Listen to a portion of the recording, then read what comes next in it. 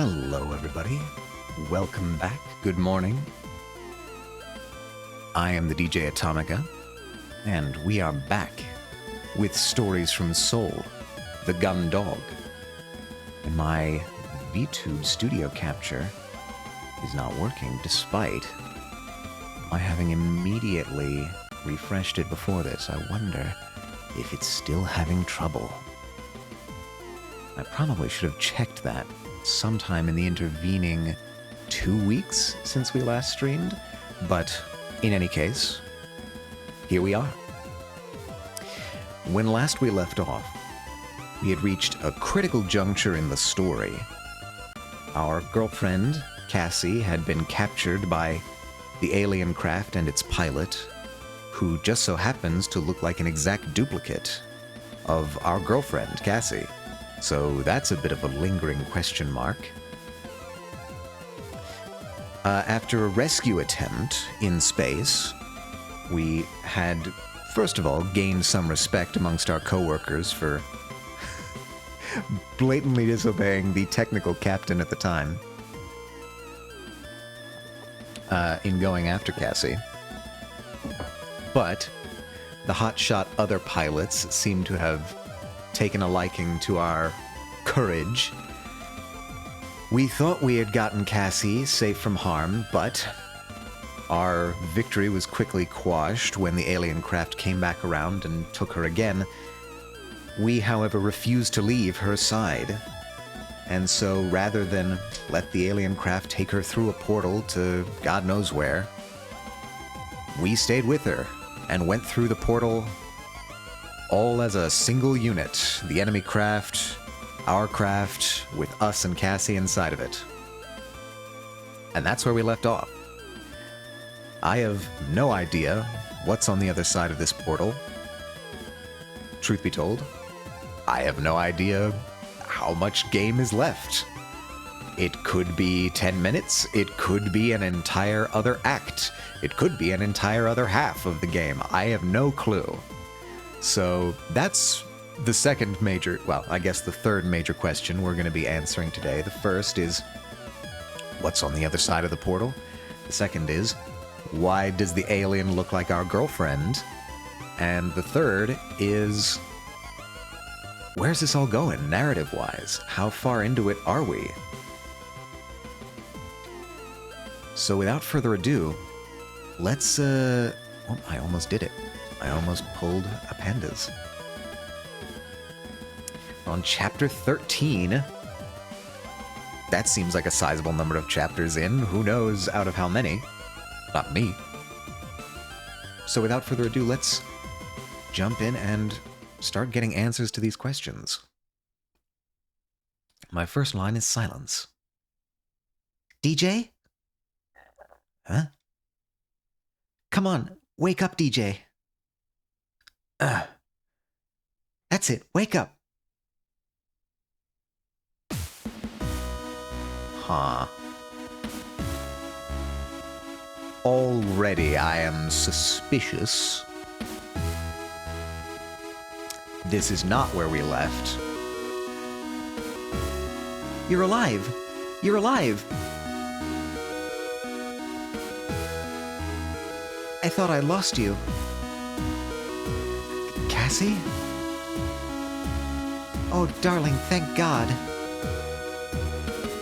Welcome back to the land of the living, Lieutenant. Nah, this is too end of the Lord of the Rings.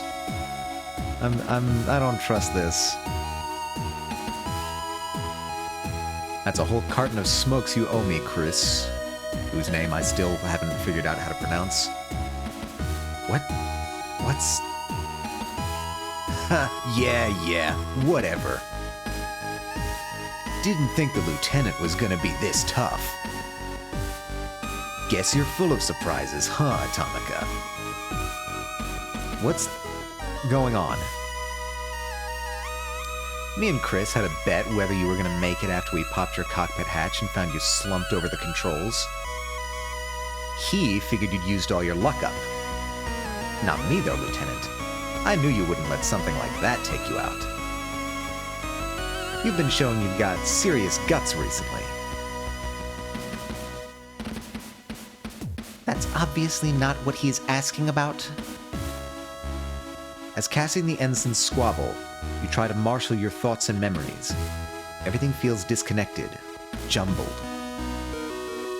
Simply thinking feels like trying to find something in a dark room with no gravity.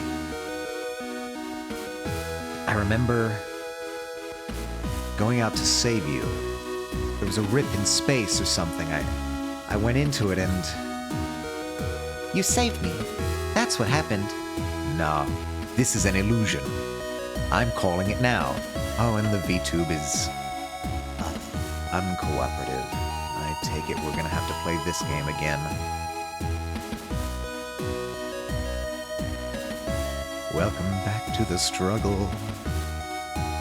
You sit up and place your face in your hands, massaging your temples with your thumbs to try and get rid of the feeling that your thoughts might fall out at any moment. Might be more indication of mental manipulation. Hey, I think you mean that I saved you. You're welcome, by the way. I saw you charge headfirst into one of those weird glowing things. Didn't know what was going to be in there, but knew you wouldn't survive if I left you to it. So like a good crewmate, I went in after you and dragged you and Quinn back out, brought you here. You'd do the same for me, right? You reach out and grab the nearby railing, pulling yourself up to your feet. As you do, the sensation of your head being flooded with thoughts and memories intensifies. You steady yourself, but keeping your focus feels like trying to carry a glass full of water that's been filled to the brim without spilling any. Wasn't this... Take it slow, honey. Don't rush. You sure you're ready to be up and about, Lieutenant? Yeah, I'm fine. You push away from where you were stood, but trip, falling unceremoniously to the catwalk and slamming your forearms and knees onto the walkway. DJ, are you okay? Is the gravity too high in here? Did they get the detail wrong? That would be neat, if that's how I figured it out. Alright, only so much of this I can watch. Come on, Quinn. I'll grab Atomica. Let's get him up to the mess hall. Maybe a coffee will sort him out. Right, thanks. Hansen comes over to you and brings your arm up to his shoulders, hoisting you up without much delicacy. As you head towards the hangar's exit, Cassie follows close behind you, her hand resting tenderly on the small of your back. Once you're near the stairs, you move away from Hansen and begin to make your way up towards the four-side thoroughfare, each step becoming easier as you will yourself to walk unsupported. Hello, good to see you. Hope you're well. I'm doing great, Kixie. Hello, how are you doing today? Welcome in, welcome in. I hope the morning is treating you well. I don't know what it was. I don't think I got much sleep last night, so I'm a bit tired. I'm taking it slow this morning. Ugh. But otherwise, it's nice out. The temperature is nice. The weather's nice. I'm going to be streaming a little bit shorter today, probably only about 3 hours, because my parents are coming into town to visit. So I'll be meeting up with them after stream. Hey boss, how's it going? Any gun dogs? Exactly one gun dog. Hello, Maddie. Hello, hello. I hope the day is treating you well as well. Welcome in. We are probably in an illusion. If I had to guess, I'd say this is an illusion created by an alien species to fool us after we've been captured. Hell yeah, man. Say hi to Atomica, Mom and Dad. I will. I will tell them specifically that Maddie said hi. Matter of fact, I'll write that down so I don't forget.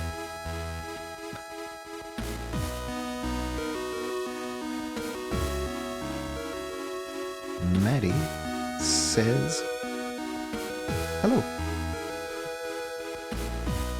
Soundtrack on this is wonderful. It is. Everything about this game has been an absolute delight. I cannot recommend it highly enough. 2 thumbs up from the DJ Atomica. Thank you for the shout out. Of course, of course. It's good to have you around. I hope you have a good day with your family. Me too. We haven't actually figured out what we're doing. I think tonight we're kind of just doing dinner. Tomorrow I have the entire day with nothing going on. So that's the day we're really going to be spending time with each other, but tonight we're probably going to dinner. Yeah, I mean, the music is great, but also I'm sure you can tell the pixel art style is just gorgeous and so nostalgic. If you're a fan of science fiction, if you're a fan of space opera, if you're a fan of anime or pixel art, especially 90s anime, you really can't go wrong with this game. Though what you can go wrong with is apparently VTube Studio and its inability to correctly interface with OBS. I seem to be having a lot of software clashing problems lately. I have this other thing where when I try to stream Clip Studio Paint on Discord, it doesn't work.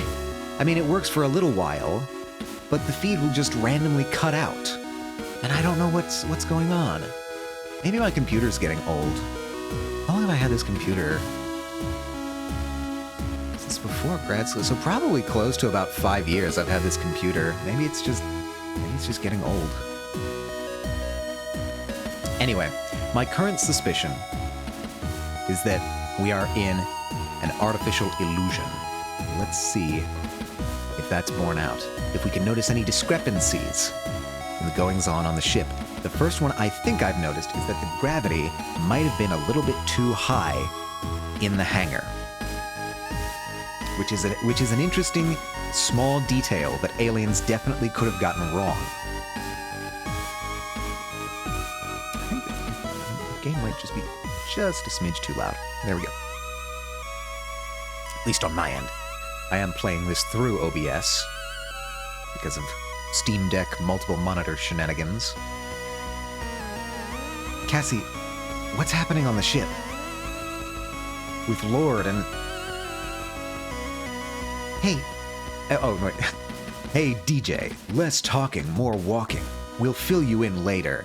Yeah, and everyone's being evasive about information. Don't worry about that right now, honey. You look around the four-side thoroughfare, and you see everything looking shockingly normal. Alright, now I'm just getting paranoid. I'm like scrutinizing the pixels on this to see if I notice anything different. You didn't know what you were expecting to be out of the ordinary, but seeing the thoroughfare as it had always been, its same liminal peacefulness surrounding, soundtracked by the gentle hum of the ship's systems, made you feel reassured. Maybe it wouldn't be so hard for things to go back to how they were? Oh, no, I don't like it. It takes you longer than usual, but Cassie follows patiently behind you until you reach the mess hall. Now, the vending machine's the same color. Alright, take a seat, you two, and I'll grab some coffee. You sit down, still woozy, as Hansen orders 2 coffees from the vendmate. Cassie sits beside you, gently rubbing your back as you try to get your head to stop spinning. There you go. Yeah, Hansen's being, like, too nice. It's just good background as I try and rebuild my PC. Oh my god, is it that bad? Also, hello, Ender. Welcome, welcome. Wishing you luck on the PC rebuild. Hopefully the calming chiptune anthems of the soundtrack will bring you some comfort.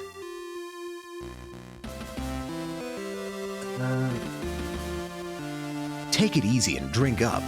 I'm sure Captain Bartomuse has a lot of questions for you. Captain Barnaby? Yeah, no, okay. See, there's discrepancies. There are discrepancies. So apparently OneDrive didn't just delete the files, it deleted the desktop. And it broke a fuck ton of file path and registries? How does that happen? This is... Somebody used an AI system to code something. Mark my words. Mark my words, somebody used an AI to code something. So the fact I streamed it all was wild? Yeah. That's insane. That is insane that A, can happen, B, make it past QA, and C, get pushed. That's nuts. So are you like doing a full operating system reinstall? That's the only thing I could think of to fix it. Like, that doesn't sound like a hardware thing, but it sounds like you need to... It sounds like you need to reinstall the operating system, which sucks. I'm so sorry to hear that. God, I shake my fist in the air at you, Microsoft. This is all your fault. Then again, software just seems to be borking across the board generally. I don't understand why VTube Studio keeps not recognizing OBS or the other way around. But yeah, there's discrepancies going on here. The Captain Bartomuse shouldn't be captain anymore. Because she got, let's call it what it was, mutinied and confined to quarters, and Vanessa took over. So no, something is definitely wrong here. I am more convinced than ever that some kind of artificial illusion is taking place. So we made a new account that had the original registries. It feels like this is put together with duct tape, I'll be honest. I mean, not to put too fine a point on it, but it feels like the original software was held together with duct tape if this is something that could have happened to it. So maybe the duct tape is just supposed to be there. Maybe it's all just part of the ecosystem. I wouldn't worry about it too much. I guess the only prudent thing to do now is just make sure you've got external backups of everything, and then you don't need to worry about all the update borking that can happen. I went through this thing, God, it must have been like a month or two ago now, where I finally cracked out a bunch of old hard drives that I hadn't been using, and I started doing backups for everything I could think of. I technically have a Time Machine backup set on this computer that I'm streaming from, but it only works if the hard drive is actually plugged in, which it isn't all the time, so I should probably be more prudent about that. Oh, do as I say, not as I do. Captain Hermuse? But what about... Ah, there you are, Lieutenant Commander Quinn, Lieutenant Atomica. What are you doing in the mess hall? Ma'am. Ma'am. At ease, you two. But, Captain, what are you doing here? What about the ensigns? What about Lord? Lord? Ah, yes, Lieutenant Lord's little dalliance with command. Thanks to Chief Cathays, that's been dealt with. The Chief? Something I can help you with, Lieutenant? Captain Bartomeu said you dealt with Lieutenant Lord? I resent being made to sound like an issue on the daily maintenance log. Thank you very much. Why is everyone in the mess hall right now? This is such dream logic. That everything is just kind of there when you think about it. Every time a character gets mentioned, they just appear in the scene. Lunchtime? Ooh, what are we having for lunch? Me, I had some chicken. Some chicken and some French fries. which is a staple meal for me. Stickers. Oh, I haven't had pot stickers in forever. But I mean, why everyone is there? Oh, okay, you're talking in-game lunchtime. That's fair. That's also fair. I got tricked because it is actually lunchtime for me. Oh. Post-lunchtime. I had lunch prior to streaming. I think that was one of the main reasons why I pushed back my start time from noon until 1 p.m. is so that I could have a comfortable amount of time to eat lunch after waking up on the weekend. But yeah, I haven't had pot stickers in forever. I love pot stickers. I should... Next time at the grocery store, I should pick some up. Because, like, that's a pretty easy thing to get frozen and then reheat. I have to pick some pot stickers. I'm writing that down, too. I'm writing down a lot of things today. Why is it that I always think of doing all these things during stream? Pot stickers, delicious. Delicious. Literally the ones I ate were frozen. Yeah, it's one of those foods that's like really easy to freeze and survives freezing quite well. I've had frozen pot stickers before. Frozen dumplings of any variety. Gyoza. The boxes are white and a gradient like the color green. There's chicken and pork. They're decent. Yeah, I mean, it doesn't take a ton to make a great dumpling. So it's really versatile. I'm gonna do that. I'm gonna get... Oh, VTube Studio. Why? Why do you do this?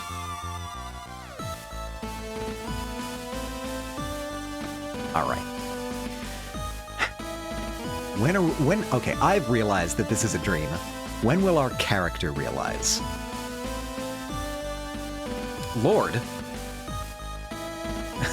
Oh, VTube Studio. I said this last time.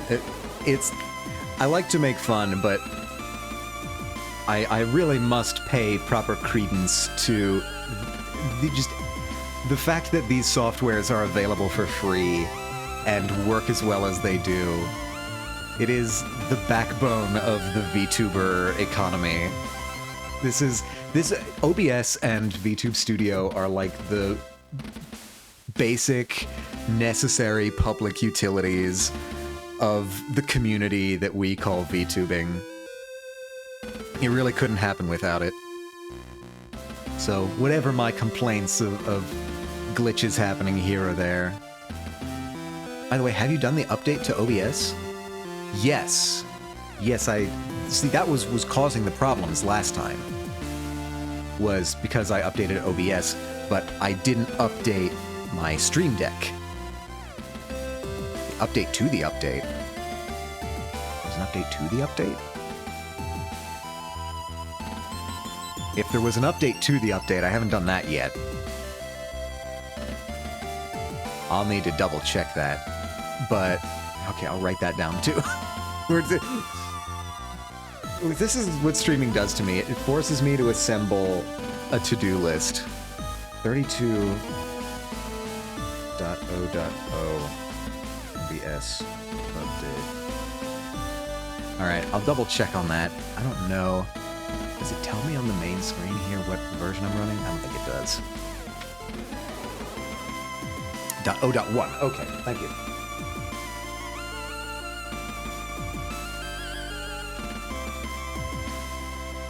What about settings? Can I check settings while I'm doing it? I can.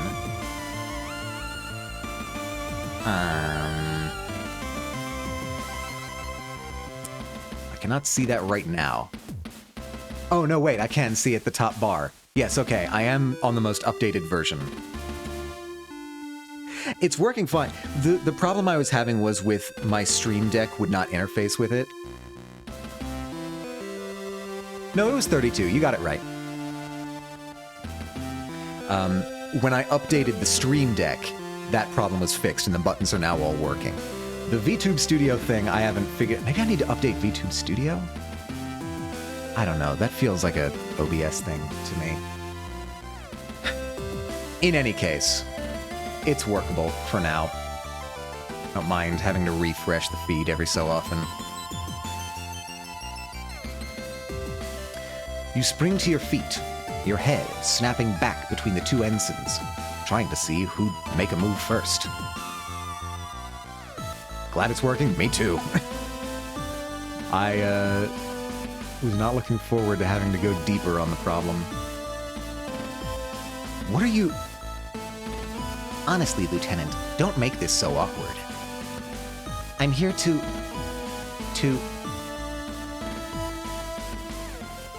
Come on now, Lieutenant. Let's hear you say it. Apologize. Ma'am, the charge for what you've done is treason. I'm fairly certain the consequences would be more severe than this. It seems that, based on what happened in the Foreside Thoroughfare, your actions out in space, what I was told by the crew, I made a mistake. So I thought I'd apologize.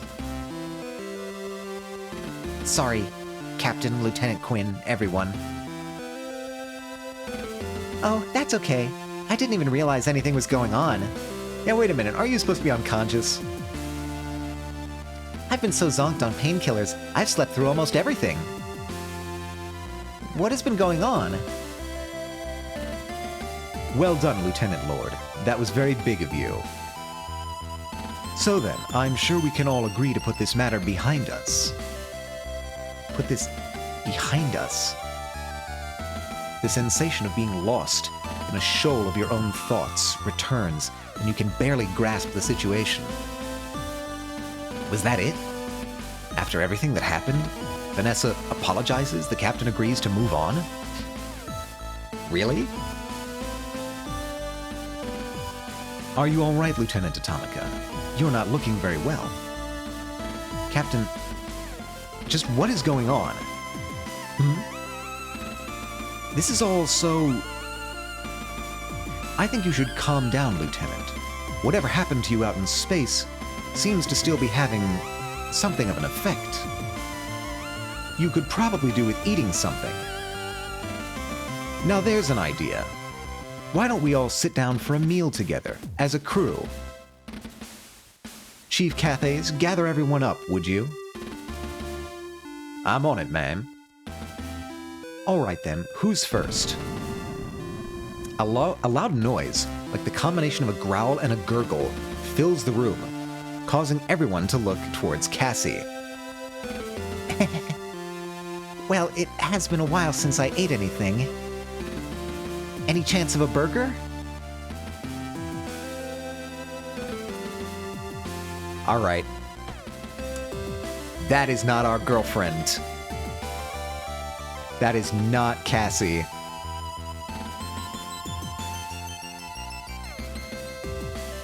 We know for a fact that Cassie cannot eat anything but the Nutri-Shake powder and the vending machine food. A burger is out of the question. This is an imposter. Followed up by your favorite, a pineapple salad. Unless I'm mistaken? Oh wow, I didn't know you knew. That's perfect, Captain, thanks. You never thought you'd see the captain happily begin ordering meals for the crew from the Vendmate, but she does just that, listening to Cassie's instructions on her burger preferences. You slowly slide back into your chair, cautiously eyeing the two ensigns and Vanessa. There's no way she wasn't planning something. This had to all be... Hey, Lieutenant. Good to see you. Oh, Dylan. Hey. Pretty crazy watching you go toe-to-toe with that thing out there. Fought almost as well as Hansen. No way. I mean, not bad for an amateur, but the lieutenant's got nothing on me. Yeah, literally, everyone is here. It's the Smash Brothers thing. Everyone is here in the mess hall. Was up till like 3 a.m.-ish working on Ender's computer? I'll bet. Good morning, Peace. I hope you managed to get a good night's sleep. I heard the trouble that was had and how Microsoft should probably not be allowed to make computers anymore. I hope you're doing well, though. Welcome in. Other than that... Oh my god! Thank you so much, Peace. Thank you so much. Cheers, brother. Cheers to you as well. I hope you're having a good day. Thank you so much.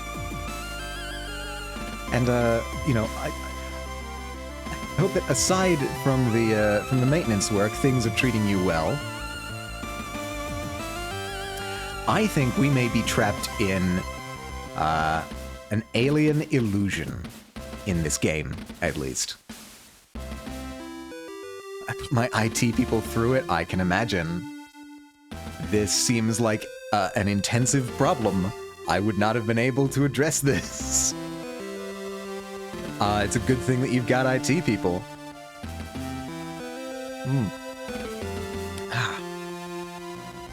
Extra crisp water today.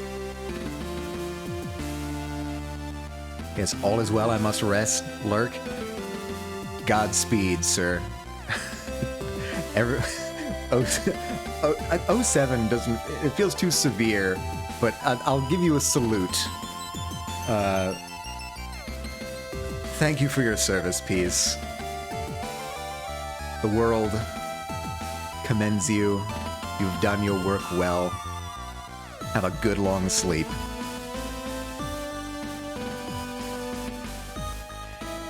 Lieutenant Atomica, Commander Quinn, you're safe. I was worried about you guys. That thing looked tough. Ah, thanks, Cadet. But you had nothing to worry about. My hero DJ was there to save me. There we are, Commander. Thanks, Captain. With the noise of the entire crew's chatter filling the mess hall, you find it hard to think. Your thoughts remain difficult to line up, instead flowing like mercury. As you watch Cassie raise the burger to her mouth, a memory does bubble to the surface. Wait, Cassie, you can't... Huh? What do you mean? You're a stomach, remember? The doctor said... Okay, yeah, no, they're not even hiding it anymore. This is poor craftsmanship now, I've just gotta say. I'm not impressed, aliens. You can't just do a full-on live switcheroo like that and expect me not to notice. Also, the doctor is dead. There's nothing to worry about, Lieutenant Atomica. I haven't had to do this voice in a while. I made a mistake in my diagnosis. The synthetic food was not the issue. Dr. Rosarium, thank you for joining us. I'm... Doctor? You once again bolt out of your seat in shock. Is there a problem, Lieutenant? Boy, they're really making me switch between the voices here. I was not expecting this much of a gamut. You were dead! I saw you! We saw you! You can't be here! Ah, I understand. No one else on this ship is a qualified physician, Lieutenant. Therefore, no one was qualified to assess if I was really deceased. Look, I don't mean to belittle your medical training, Doctor, but I feel like I can tell if somebody's dead. I think that's something... I'd forgotten all the voices. I may have. Who knows? These may all be totally different voices. I didn't go back and check. I think I've maintained a rough consistency, but some of them are more memorable than others. Like, I still don't know what I'm doing with Haru's voice.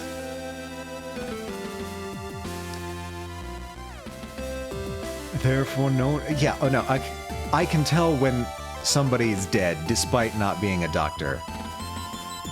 Fortunately, the injury was not as severe as had been assumed.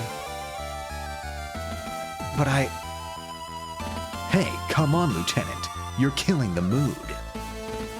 Doc's fine. Wouldn't be up and walking about if he wasn't, right? Yeah, take it easy, Atomica. No, that's not right. I tried to get experimental. Didn't work. Still don't know what I'm doing with their voice. Are you feeling okay, honey? Do you want to go to the sickbay for a lie down? A lie? You want to hear about a lie? This whole world is a lie. I can see it. My first clue is the gravity, because I'm me.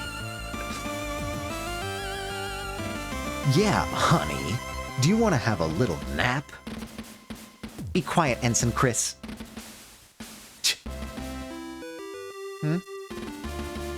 Your mind is a maelstrom at this point. Everything feels wrong.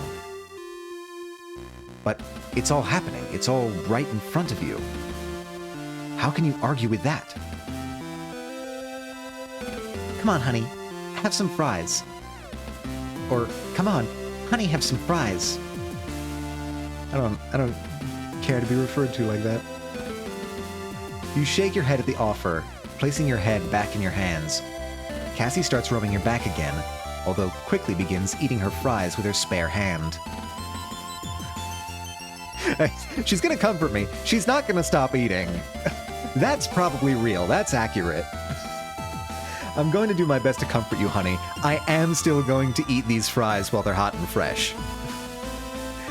I need you to know that. The crew eventually start to chatter amongst themselves again, whilst Captain Maris takes orders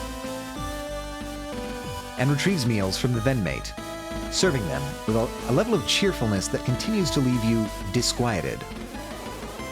There, I believe that's everyone.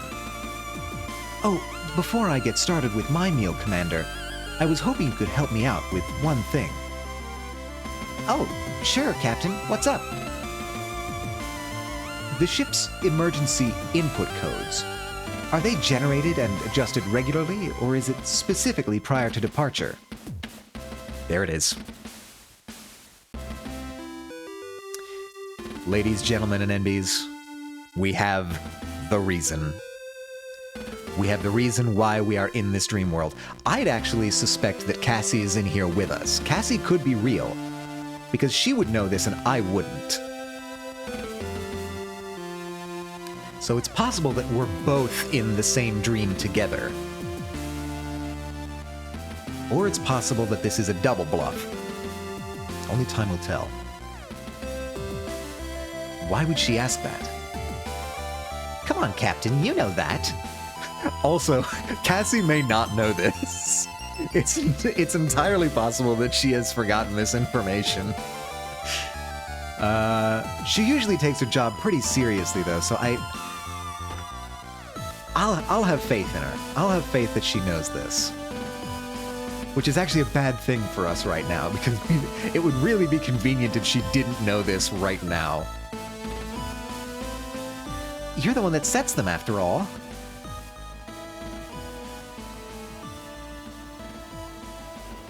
Well... Oh, hold on. Uh-oh. That's not OBS messing up, my friends. Chat, what you hear is not a distortion from Twitch. That's coming from the game. Everything's starting to break down. Well, it's, initially prior to departure, then every 5 days or per enemy encounter. Whichever comes first. Of course. Thank you, Commander. No problem. Darn it, she knew. She's too good. Since the captain asked Quinn. Yes, Vanessa?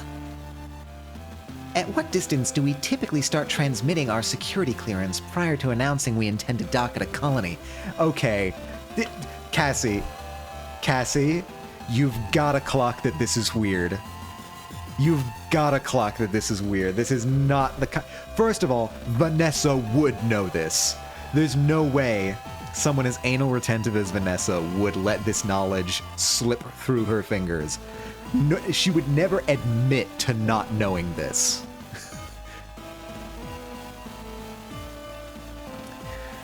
Oh, they're farming us for security intel. What are these questions? Oh, that's a specific? I mean... And once we've been cleared for approach, is our docking confirmation signature specific to the ship? Or does it depend on a combination of factors? Okay, aliens, you couldn't have known this, but that is the most absurd thing that could have ever come out of Dalton's mouth.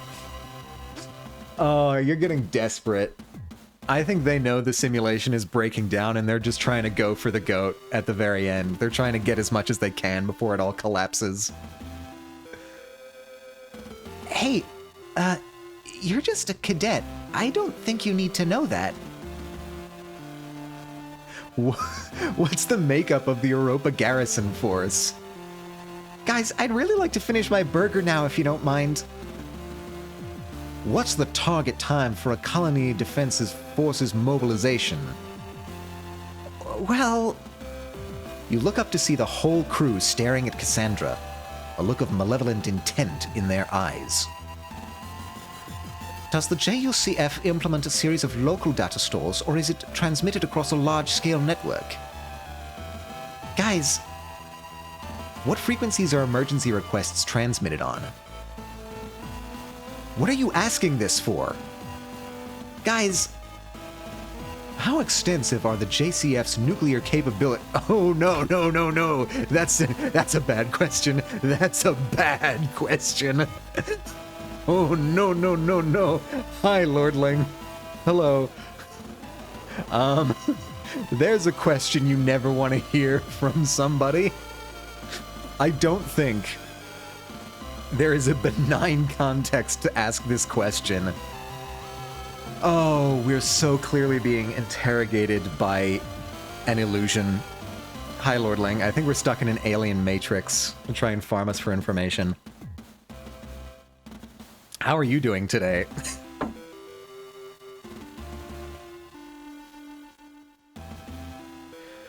Oh. Leave her alone. Guys! I'm alive, I think. That's great. That's good news. Keep it up.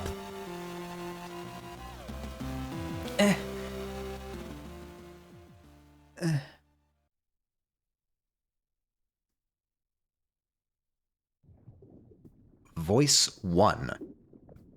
Oh yeah, look at the border. Look at the border. We've got some static on the edges. Another failure. Which incompetent calibrated this engram harvester? It's not subtle enough. We've been having difficulty with ensuring that the harvesting process is suitably... I don't care what you're having difficulty with. Rewrite the program to be more congruent with the query context, then run it again. Understood.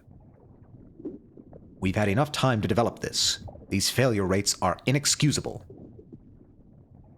We've got these gather clones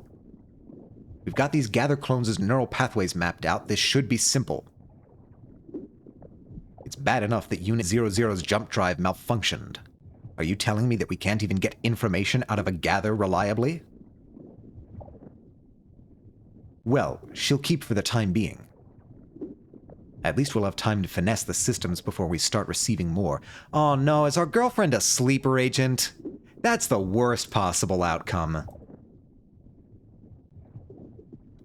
I was hoping that it was just a clone or a mimic. No, our girlfriend's a sleeper agent. Ah.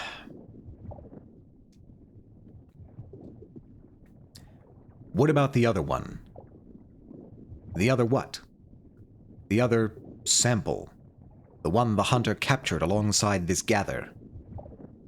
Oh, him. I'd hoped that having him in the simulations with the gather might help, since they seem to have some sort of relationship. Unfortunately, since his DNA isn't compatible with Mother AI, we can't run a specific engram harvester. Shouldn't we be able to run a linear review in real time? If you want to waste your time, be my guest. Hopefully going through recent events again from his perspective could uncover some more information. You're certainly welcome to try. So the Matrix sort of? Yeah, I think I think it's more like they sent our girlfriend as a sleeper agent spy to gather intel, and this process of extraction just kind of is how they retrieve the data.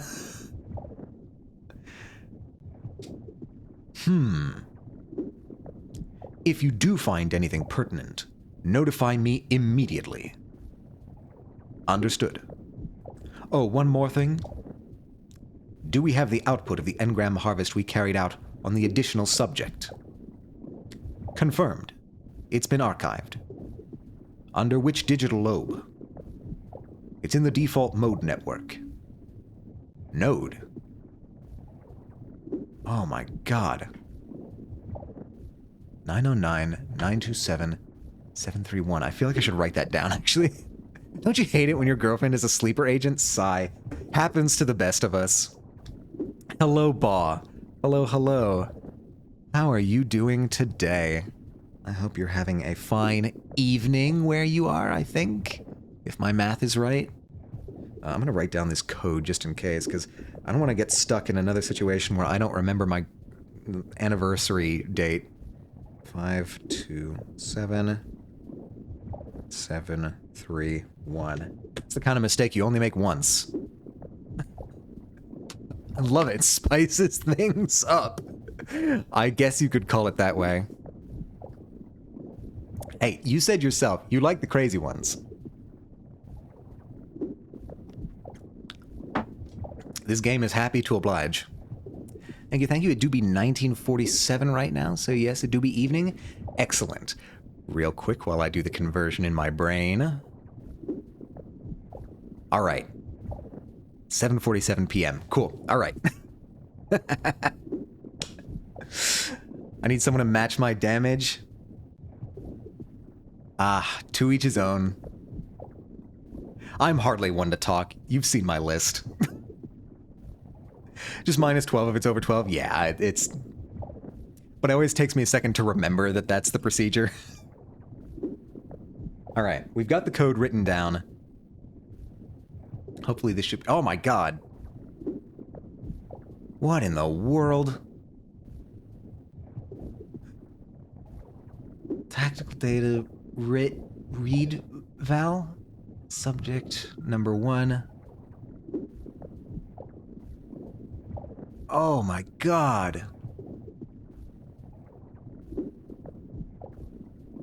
Is this the... Oh my god.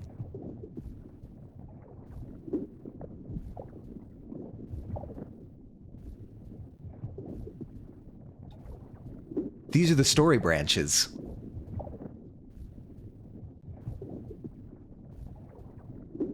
Is this the game, the path you took? I guess it must be. Okay. So, real quick, let's examine how much branching there actually is. That all goes to that. There's no... I mean, all the branches eventually reconvene.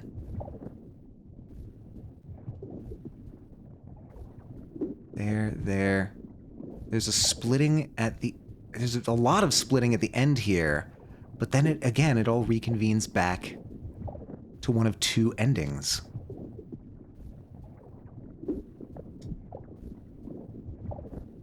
Excellent. Send me that reference. It might be useful for review later. Now, run this one again. Once you've started her engram harvest, you can do the same with the others. Understood.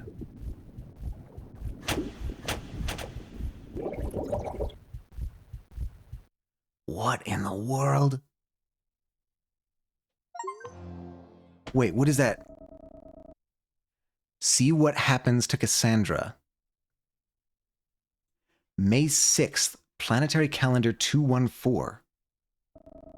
Europa Colony 01. Jovian Colony Fleet, 2nd Military Court. Oh my god, we're in... I don't even think this is us here anymore. Oh my god. I feel like we might actually be close to the end. I feel like we might be close to the end of this game. Admiral Fairwater. Now that we're all here, we can begin. As was decided yesterday, this is to be the final day of the inquiry into the events that happened on board the JFS Gundog between April 24th and April 28th. Our findings today will dictate the JCF's future actions around the matter, as well as what is to be done with the ship's crew.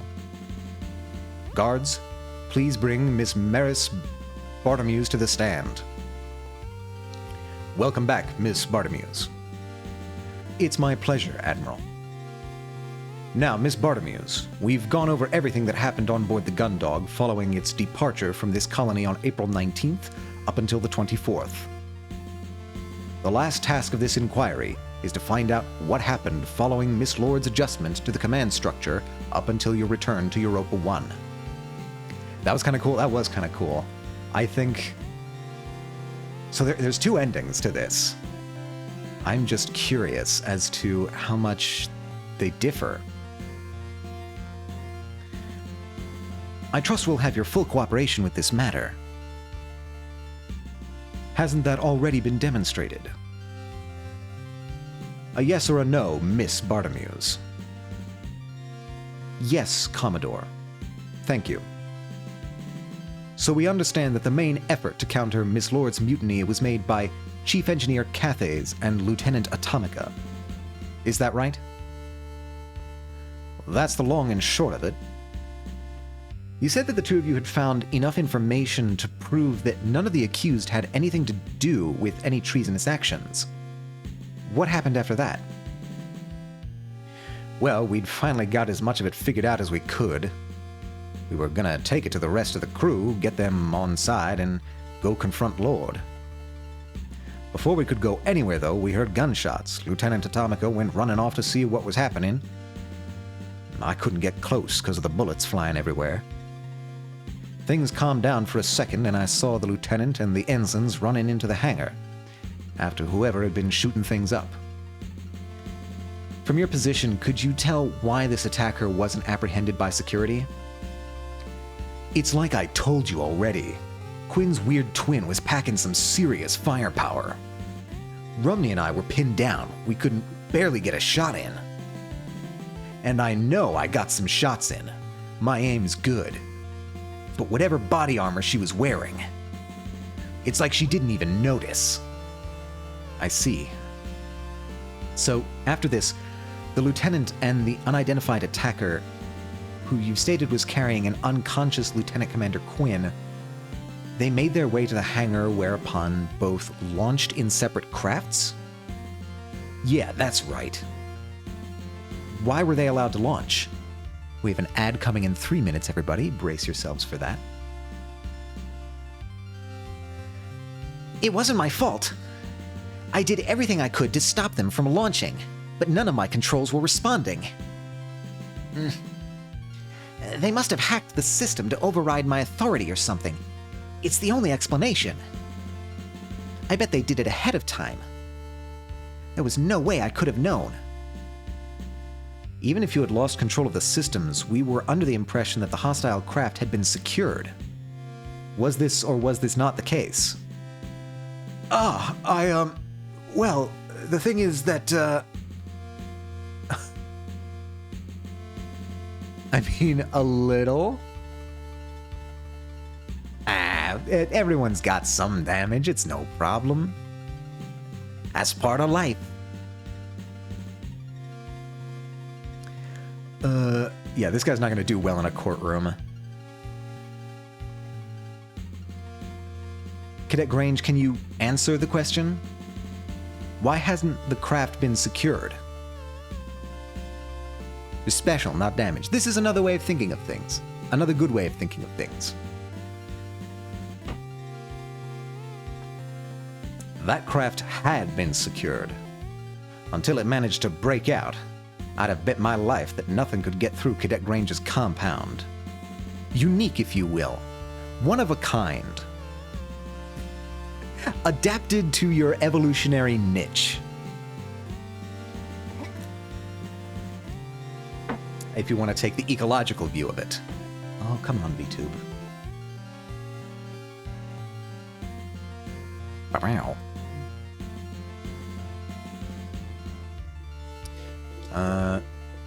The stuff was almost impenetrable. I'd be surprised if the team working on the Gundog right now has got anywhere near removing the cargo crates that were stuck in it.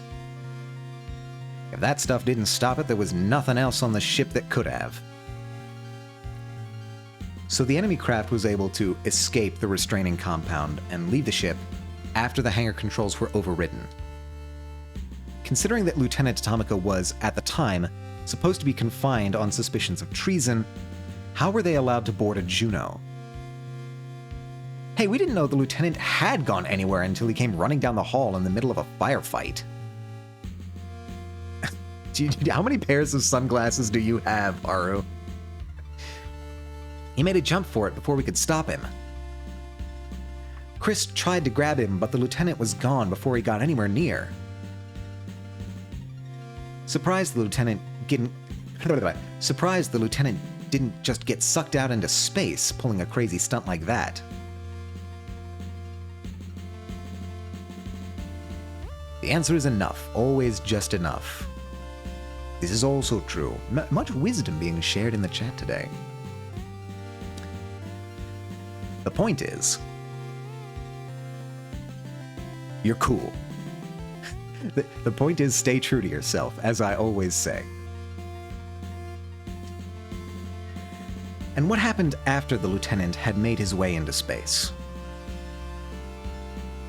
I mean, I was able to track him and that weird thing after they launched, but they were moving so fast and so close together I couldn't get a good lock on either of them. Lord was ordering me to take them both out, but before I could line anything up, Chris was out there in the Gundog 01. Do you know who gave Cruz permission to launch? Hey, no one gave me permission to launch.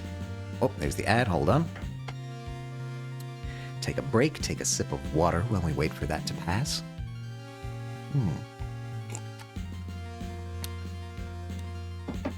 Yum.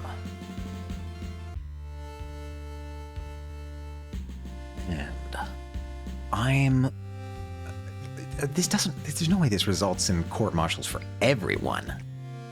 I'd be surprised if Vanessa didn't get at least some kind of reprimand for this. But do you think I'm just gonna hang around and watch an amateur like Lieutenant Atomica get torn to pieces because he can't pilot worth a damn? No way. Atomica showed some guts, and I wasn't gonna let him die after he finally grew a spine. I went out there to give the lieutenant a little bit of help. So the two of you were able to defeat the enemy craft together. Of course, Chris was able to take it out. What do you think we dragged back into our hangar for you guys? Might be in a few pieces, but those tech nerds love a challenge, right? But the lieutenant didn't return to you. Well, with you, why not?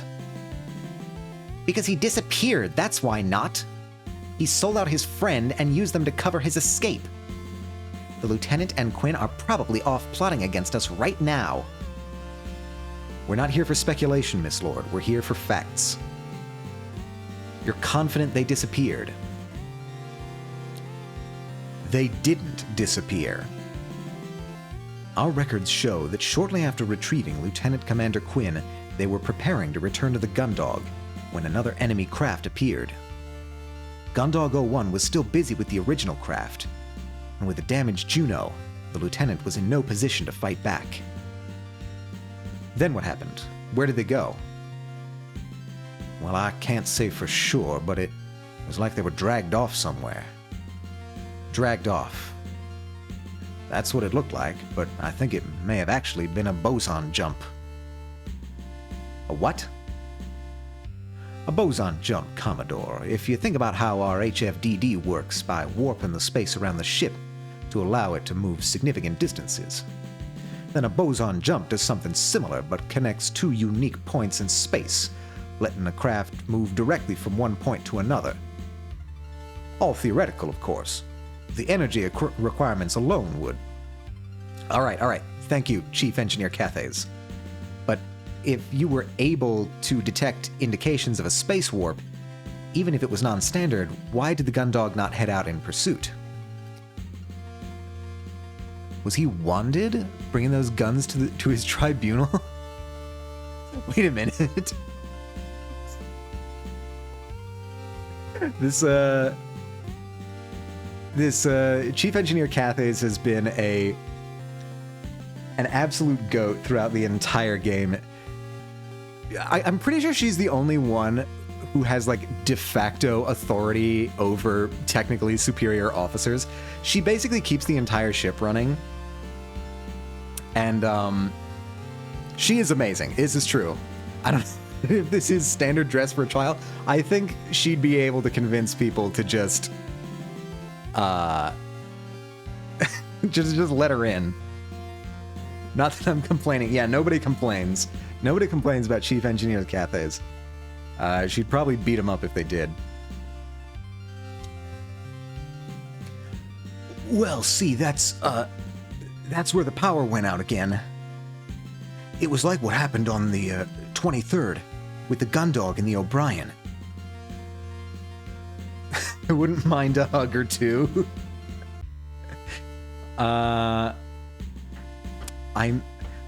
I'm speculating, but I doubt that Cathays is a very huggy person. This is just my read, but I think you'd have an uphill battle ahead of you on that one. And restart capture. I feel like it's getting faster. Is that just me? If we'd been any closer, the electromagnetic pulse would have overloaded our key systems, and we'd have all been fried. You don't know that. Clearly a kind-hearted person is her. She's a big old softy underneath. I mean, I can't argue with you on that one. I think she is a big old softy underneath. So the ship was immobilized. What did you do then? Guess I was lucky. Holding onto that trashed machine must have shielded me or something. Once the lieutenant disappeared into that freaky light show, I dragged the wreckage back to the Gundog. We got the power back online then slunk back here, tail between our legs. I love when they're emotionally unavailable. My favorite egg to crack in Otome's. Ender. Now, you've never played an Otome on stream. You mean to tell me that you've been secretly not streaming Otome games this entire time?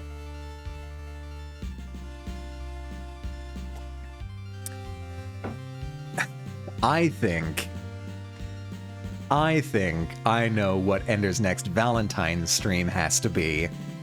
We've all gotta try and convince Ender to do an Otome game for Valentine's Day. February's coming up. I'm just saying.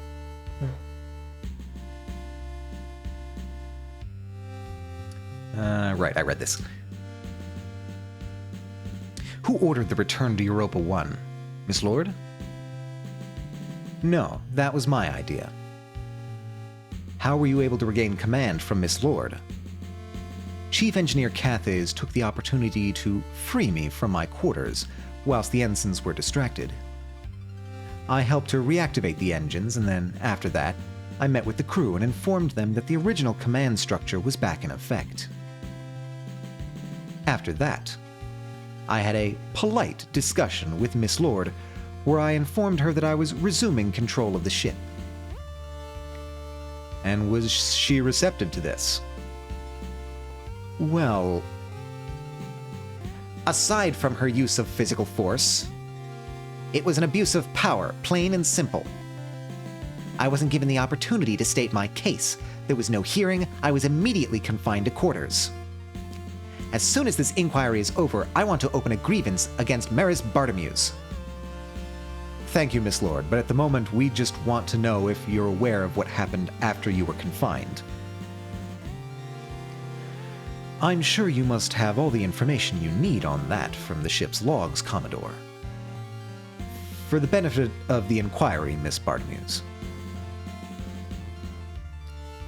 From that point on, the Gundog's journey back to Europa 1 was uneventful, and everything occurred as expected.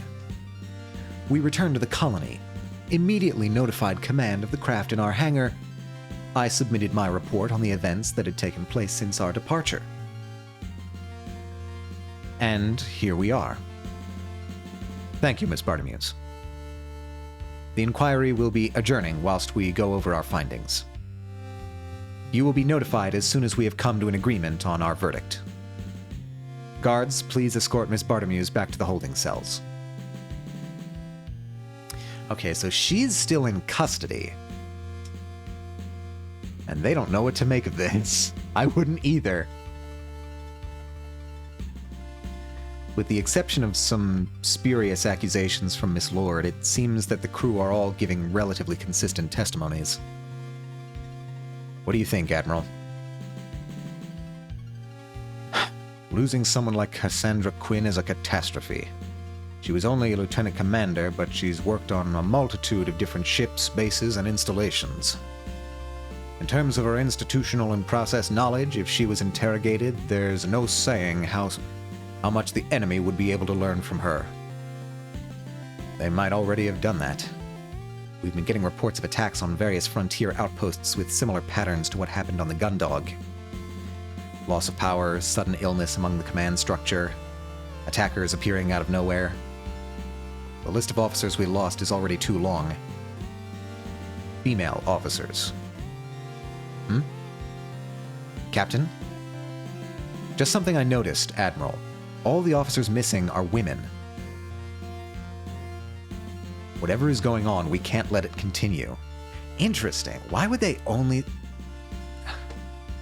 Are women their only sleeper agents? Do they not understand what a man is? Very interesting. I feel like there's so much more to this universe that we're not going to get to see by the end of this game.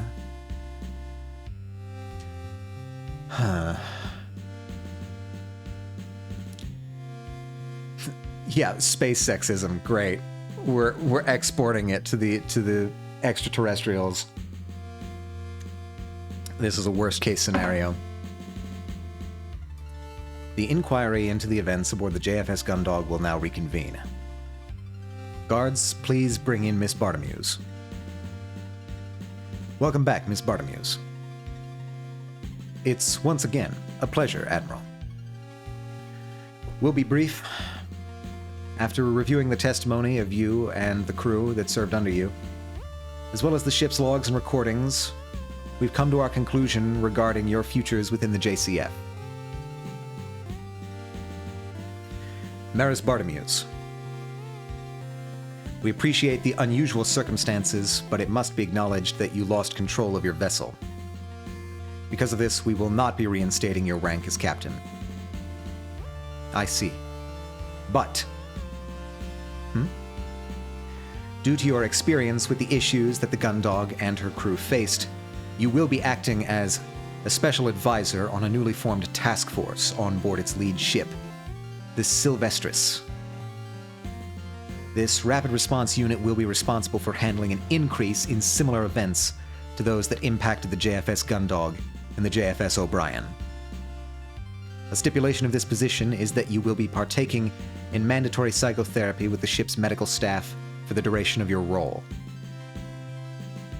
Understood, Admiral. Thank you. Look, all considered, that's probably... that's probably a net positive for Bartimeus. She was clearly having a bit of a substance abuse problem on the Gundog. Yeah, really, I think that's probably best case. For Bartimeus at least, I think this is... I think this would probably actually be in practice kind of a promotion. Despite not actually having command of her own ship anymore, she's, I think, on the net moving up in the Force. With regards to Hansen Chris, for participating in a mutiny, you should be dishonorably discharged and facing a minimum of 10 years in prison.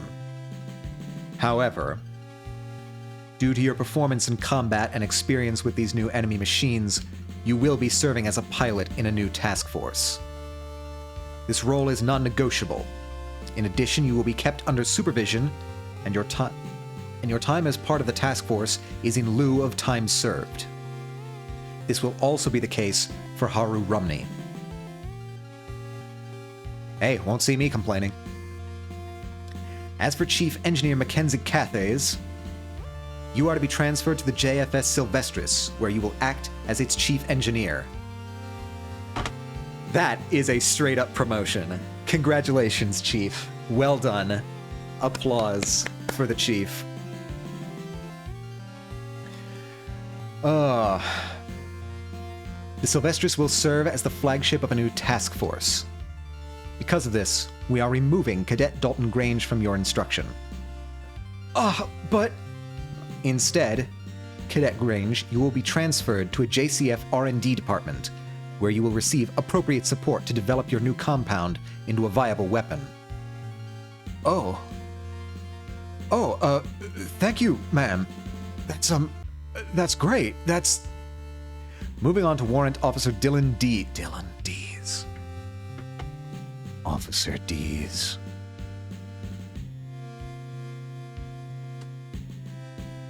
I always remember, but like it still gets me every time. Every time that I hear his name. We have reviewed your request and have decided that it is in the JCF's best interest to give you an honorable discharge from the fleet. There's a D's Nuts joke, but it's beneath me. I've been trying for this entire game to figure out what the joke is, and I still have come up with nothing. So it's not beneath me, it's just beyond me. Good call, ma'am. Your stipend and freedom are, of course, dependent on you ensuring that you do not disclose any information about what happened. Consider the matter highly classified. Don't worry about that, ma'am. Not planning on thinking about this anytime soon. Okay, Dylan just quit. He effectively got let go with pay. That's... Again, probably best case scenario. So far, we haven't had any major disasters and outcome, knock on wood. As for Miss Lord, this is the one... This is the one that I am most up in the air about. She seems pretty confident. Typically, a mutiny against your commanding officer would result in your execution. But I didn't... All the evidence is... Quiet, please, Miss Lord. However, we do understand that due to the rapid development and confusing nature of the events, it did appear that the crew of the ship could have been involved in a conspiracy. Had that been confirmed as the case, you would have followed the appropriate protocol by removing Captain Bartomuse from command. Given this, the inquiry has decided to be lenient. You will instead be placed under house arrest pending further investigation. Understood. Okay, I gotta flip accounts and try to grab more files. Have fun. Thank you very much, Ender, and good luck. All my best wishes and good karma go with you. I hope that the process turns around and you start having some wins.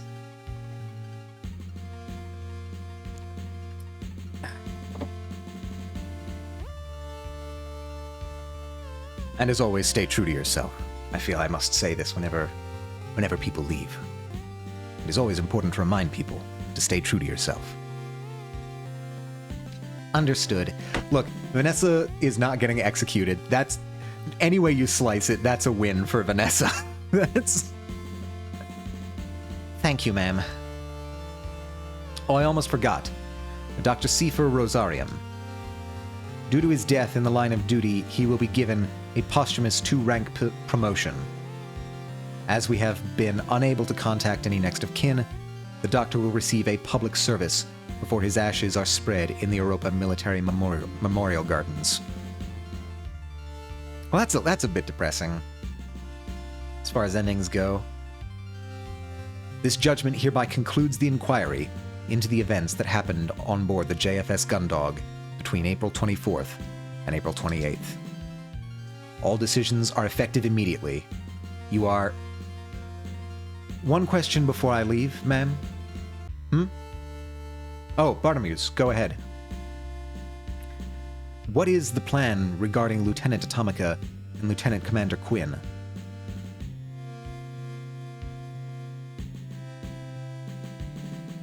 I can assure you, Captain, finding those two is a top priority for us. I see. Thank you, Captain. As I was saying, you are dismissed. Oh, and I think that is the end. We finished the game. Wowee. I could not be more pleased.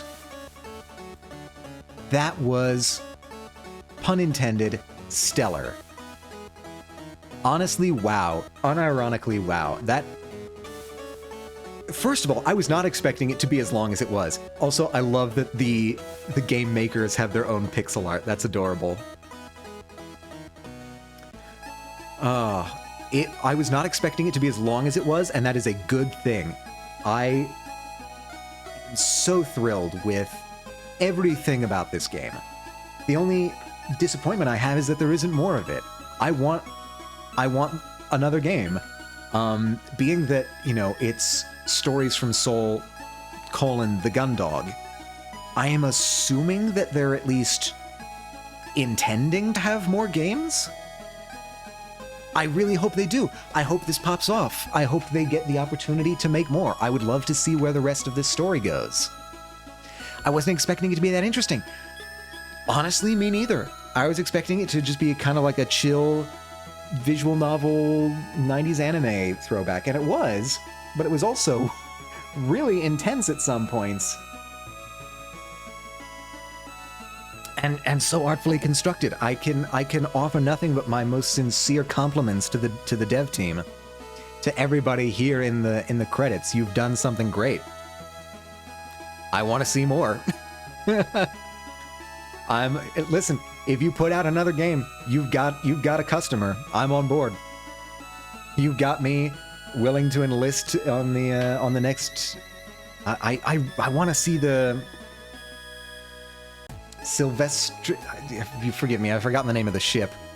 I want to see where the rest of the crew go. I want to see the continuation of this. Usually, I don't like space stuff in series, but they captured me. I'm obviously a huge space fan. I love space opera, science fiction in general.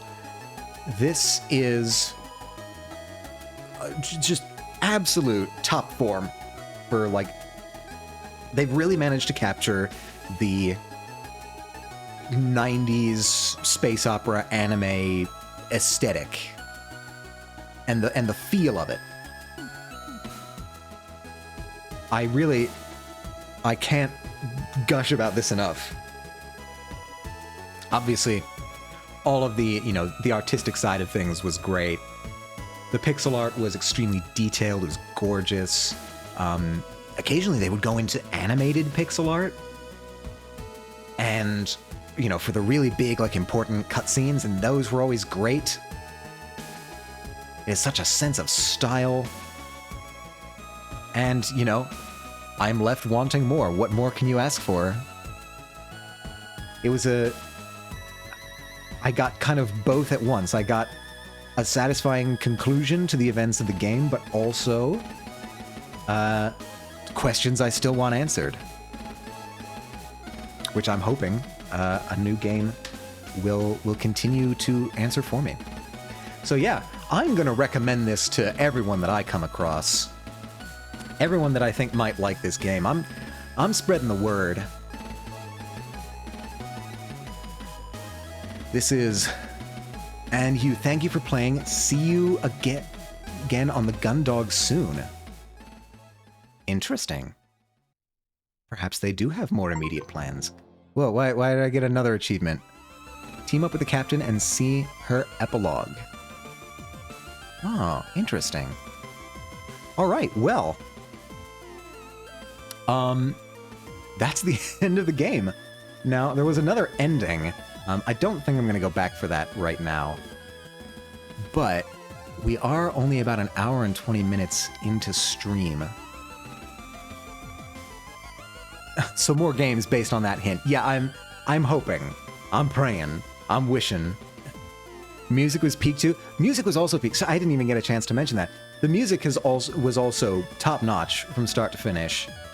You know, they're going for like the chiptune style, which is, in my opinion, even harder to compose for because it's more constrained. It's sort of the same.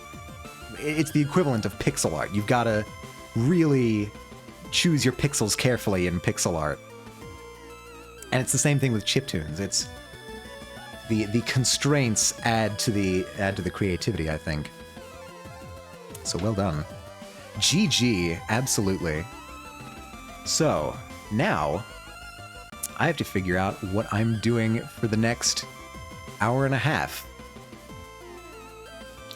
I think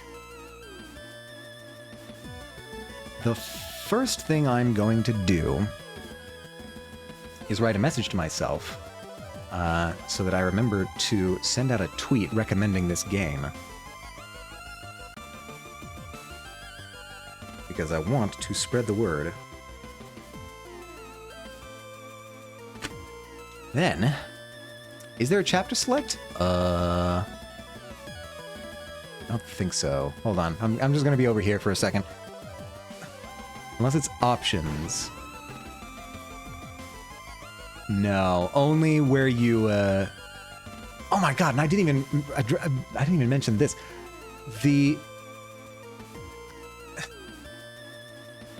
First of all, you can only select where you've saved the game, and I did not really do that at many points. I kept writing over my old saves because that's how I do it.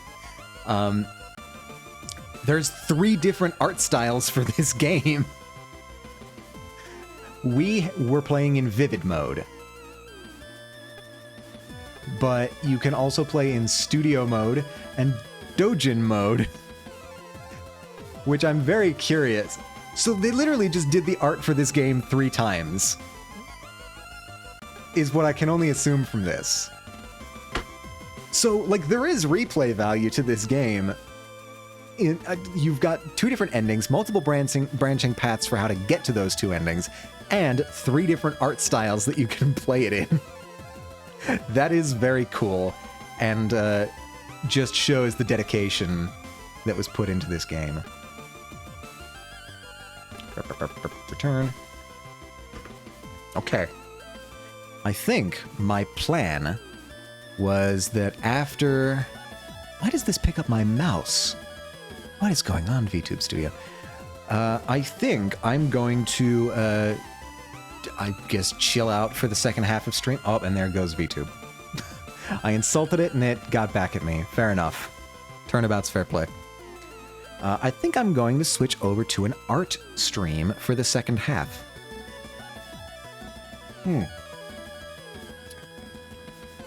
So the question then becomes, what kind of background music do we want to use while we are arting? Let me see. What, Oh, let's pull up some programs. Let me actually move over here while we do this. Oh. I see. It's been a while since I've been on this screen. Hold on. I'm gonna unplug my Steam Deck. And I'm gonna shut that down. Shut down, confirm. I do love some art and music. That's like half the streamers I watch. Well, it's gonna be half plus one now. If I can figure out how to get this back where I want it to be. So clearly, the last time I was here, I was celebrating something. Oh, I think it was my. I think it was my my streamiversary. There's the birthday hat. Yeah. Cool. Where did I put you? Not there. I think I need to add this. So we're getting some behind the scenes work here. Where are you? Where are you? It's screen capture, add existing, VTube studio. Oh, hi. Hello, everyone. Do not be alarmed. It's just me. Let's see. Let's get me back where I need to be. I'm even gonna keep the birthday hat on me. You probably go below the birthday hat and below the letterbox. Yeah, there we go. Cool. That is working. Now, that's actually not where I need to be. So this is an old screen that I don't go to very often. Huh. Oh, hi. Boy, I'm just finding all kinds of things all over the place today. So maybe we'll spend some time with the penguin. Ednia mode has been holding up the fort for a little while. Let's give them some rest. If I activate Clip Studio Paint, will this be recorded? I think it will. Yay! My problem, however, is that I cannot do that and also see chat at the same time. So maybe what I'll do is shrink Clip Studio so that I can see the chat feed. It's going to be a little bit more awkward to record, but mainframe. Ah, there we go. We're recording some software. Could I have done this all off stream beforehand? Yeah, probably. But we're doing it here. We're involving the stream. We're getting people immersed. And we're also going to need to re-add the VTube Studio. Oh, I'm big again. Don't worry about it.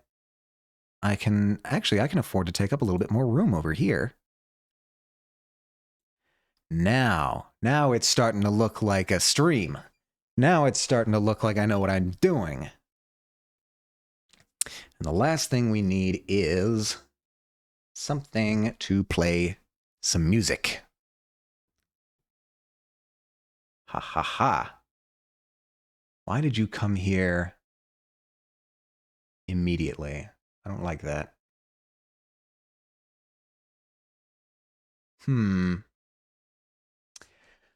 I do have a problem with ads here, actually. So let's go to uBlock Origin. Bam bada bam. That should be compatible with this browser.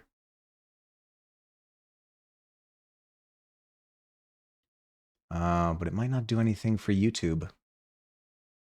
Let's see.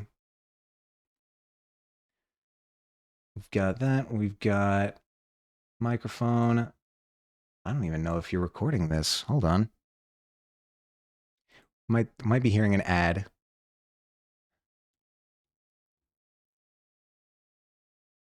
No. We are not hearing an ad. Perhaps the blocker is doing its work, he said, knocking on wood. So the next step is to get the audio into OBS. And just arc sound. There we go. I'm muted. And also, you don't hear anything, it seems. Ah, there we go. Now it's working. The last thing I need to check is making sure that arc sound is not available in the VOD audio. Yes. Okay, that is as it should be.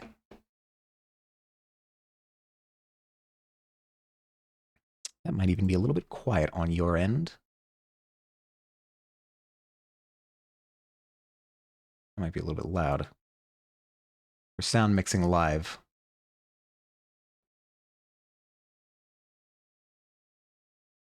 A little bit. Yeah. Okay.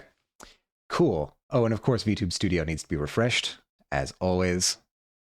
Can't ever let me just normally use VTube Studio. All right, I think we're up and running. Now, hopefully, the ad blocker does its job, and I will not have to worry about interruptions. This should work. Let's make a new canvas. This is gonna be... Yeah, sure, we'll do that.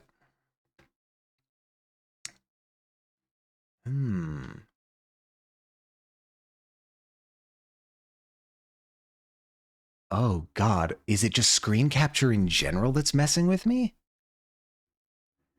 That could be a significant problem, actually. Because I had to refresh that as well. Well, if at any point during the ensuing art you notice that things have just kind of frozen, let me know. I'll do my best to keep checking back to make sure that things are going as planned. But you know how OBS can be.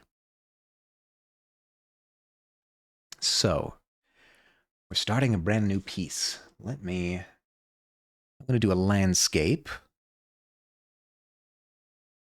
As I like doing landscapes, I think they're quite forgiving and I enjoy painting them.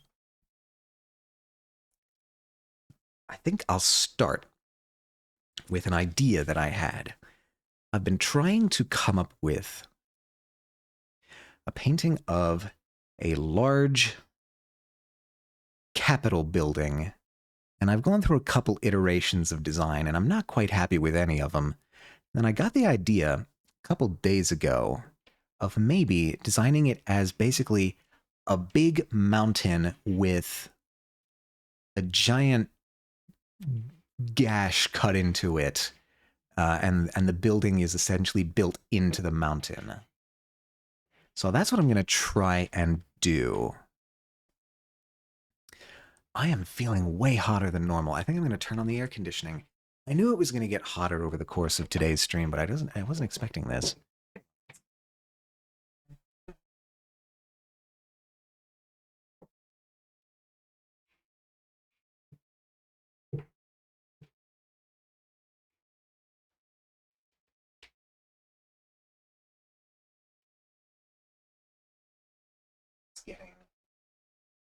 How hot is it getting? It's getting up to like 80 degrees Fahrenheit today, which is quite warm. So, I think we might be getting into that territory now. Let's hope that the air conditioning can cool me down a bit. It'd be strange if it couldn't. Fall weather is so indecisive, it really is. It's gotten worse, I've found, over the years. Maybe that's just old man nostalgia talking, but I feel like so often it has become the case that... Oh my god. I didn't know those windows weren't open. It has become the case where I've gotten fooled by, cold weather, and then the hot weather just comes back. Like it won't even commit.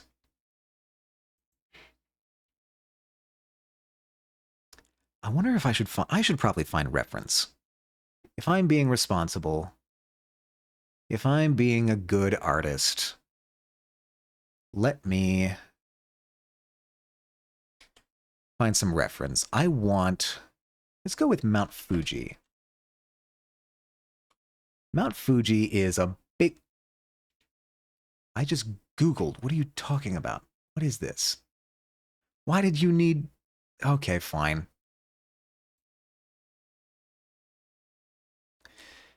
Give me images of Mount Fuji that I can use as reference. Are you going to let me click? You are.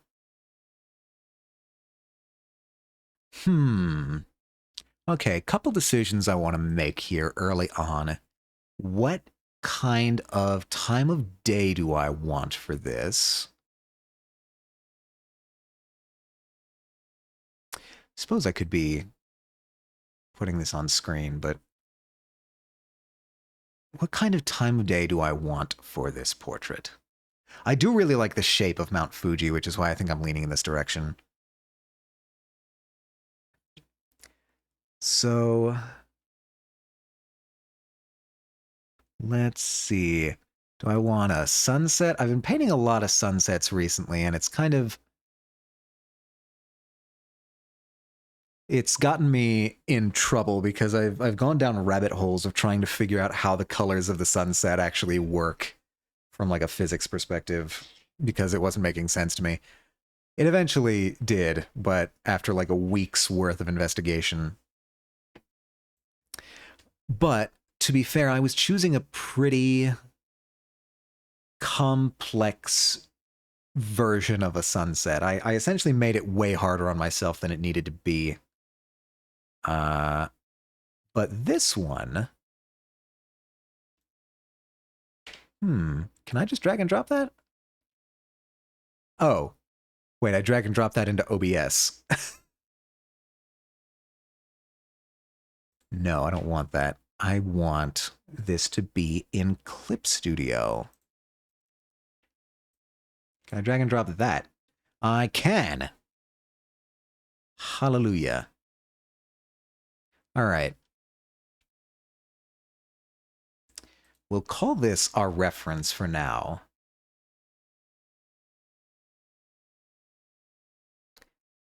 Well, we can have more than one reference. I like the lighting setup. I like the time of day here, but I think I might want a slightly different shape. So let's go back to looking for that. Mount Fuji. It's a 4-letter word. Why can't I spell that correctly? Mount Fuji. Images. Click on images, please. There we go. Let's see. What do I like shape-wise? What's a good angle on Mount Fuji's shape?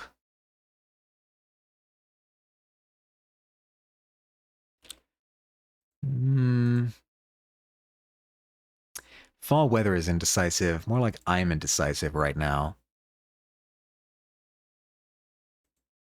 It's looking very wintry.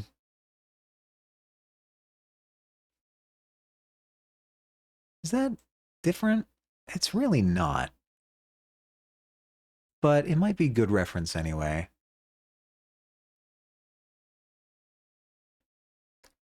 All right. I can't open image. There we go. No, you're still not letting me bring this here. All right, fine, whatever. It's basically the same angle anyway. This will do fine. It's kind of cool for me. High of like 70, but lows in the 40s. Yeah, that's kind of what I've been dancing around in for the past for the past week or so. All right, I feel like these captures are getting to me. I think what I'm going to do is... Nah, I'll keep refreshing them. That's okay.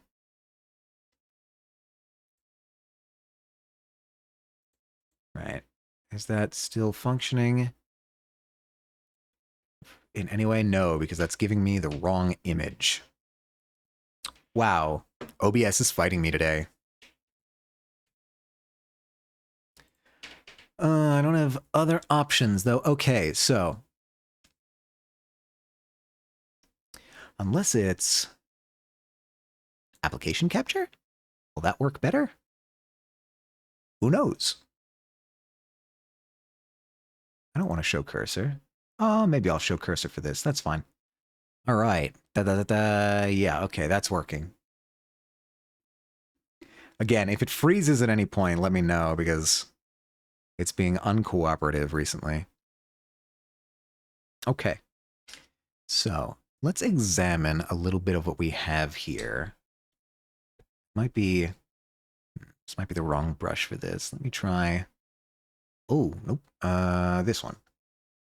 Let me try sort of just like figuring out... Okay, so we've got this like... It's kind of sort of flat at the top. It's like... It feels like it's kind of flat, but it's actually angled.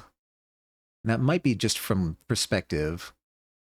And then we get relatively even descent on both sides. There's a little bit of like coming up on this side here. So there is some slight variation in the profile of the mountain.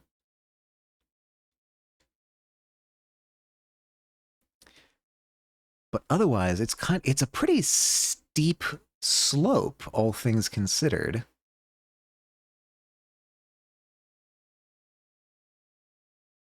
Right? Whoops, that's too far.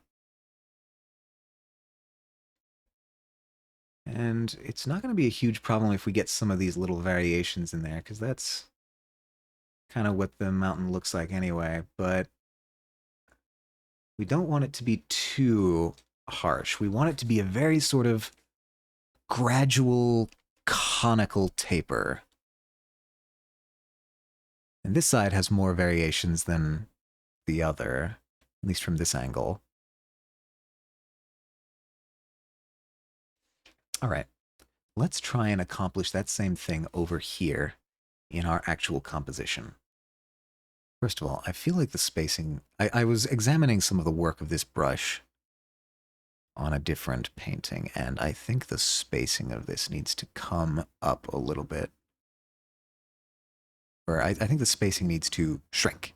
We need more dense strokes. I always forget where that is. Stroke. Yeah. Kind of...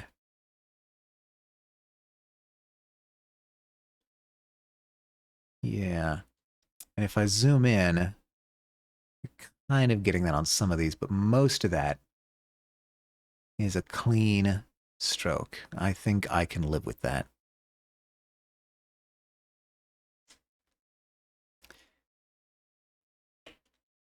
Let's get to work.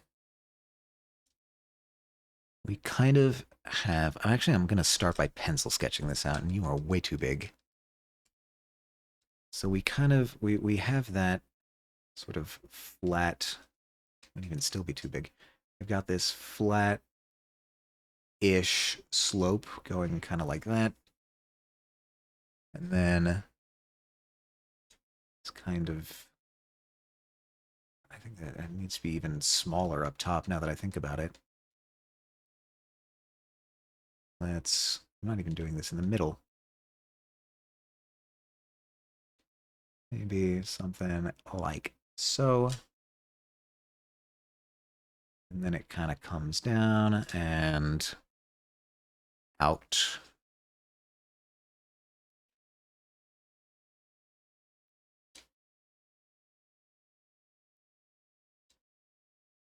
Something kind of like that. It eventually levels out into the horizon.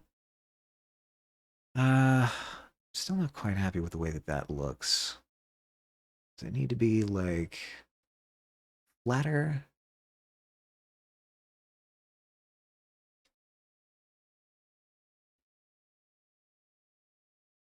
This does eventually need to be gradual. Coming down at roughly the same angle on either side. And then leveling out.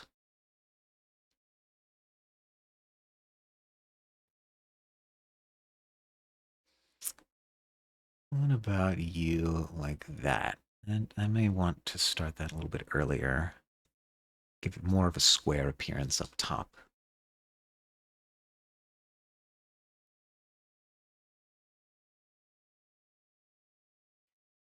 And maybe, I think we're approaching something usable there. And as always, my thing has absolutely borked. All right, we need to come up with a more permanent solution to this. I think I'm going to quit VTube Studio and move over to a PNG because that is not something that I can keep going back and doing periodically when I'm painting.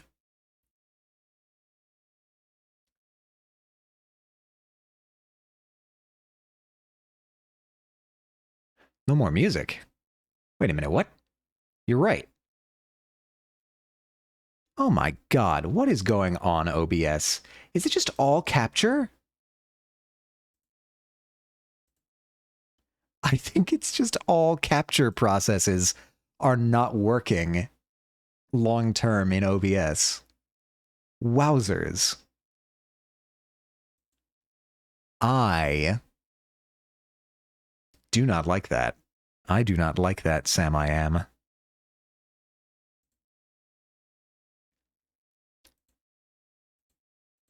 Siphon.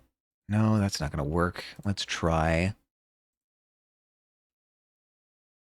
VitoTube Mini. So here's the question. Is this just a problem with... Okay, so it's clearly not a problem with just VTube Studio because it's happening with Clip Studio Paint. It's happening with the audio capture. What in the world could this possibly be?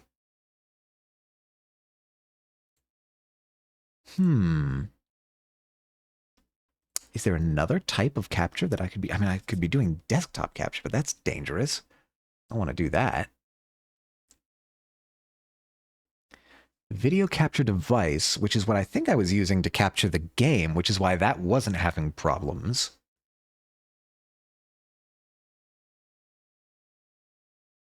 Let's see. Can I use a video capture device?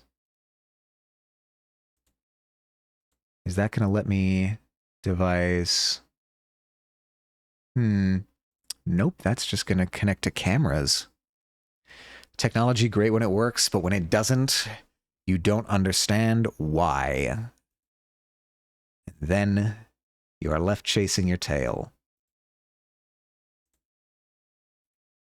It'd be one thing if I was allowed to just sort of keep a running refresh capture button on all of these settings, but that is bizarre.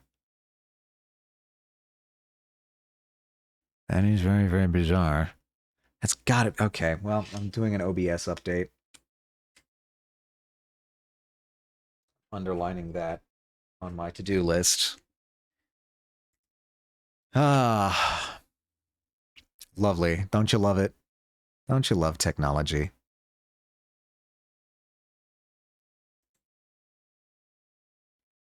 Okay, so it's like kind of... I'm just going to use this brush as a measuring stick here. This is like kind of the... Wait a minute. I think I might even be able to... No, it's too steep. I'll just use this as a sort of width measure here. Oh, I'm not going to be able to transfer this over to the other painting. What am I doing? Troubleshooting is my nightmare. I don't think it's anyone's dream.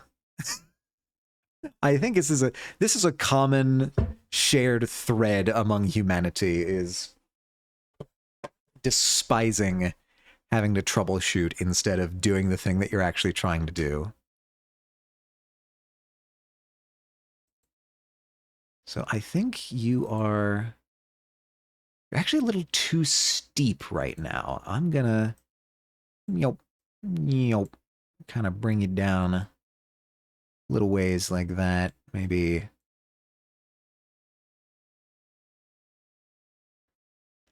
All right, looking cool. So I've inadvertently made this mountain lean a little bit in the other direction. If it's a furnace or AC, I got you, but when it comes to computers, I'm not much help. Unfortunately, I'm not even sure this is a computer thing. I think this is a software thing. I can find it almost interesting when I'm helping somebody else with it, but when it's my problem, I cry. Yes, especially when you're on a timetable. If you are, or if you're live, like someone right now, then it can be quite frustrating. But you kind of just got to roll with the punches. Okay, I'm going to bring you up and around like so. Bring you further down and spread you out. Maybe bring this whole enterprise up a little bit. That's okay. That's getting roughly Mount Fuji shaped, I think. When it's live, it's panic. I think it's happened to me too many times that like I don't even panic anymore. It's just kind of like, well, okay, here we go again.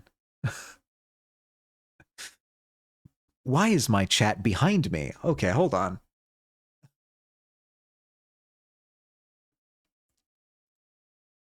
Chat, you go, I don't know, up there. I admire your chill. It's more resignation than chill, I think. But thank you. I will accept the admiration anyway.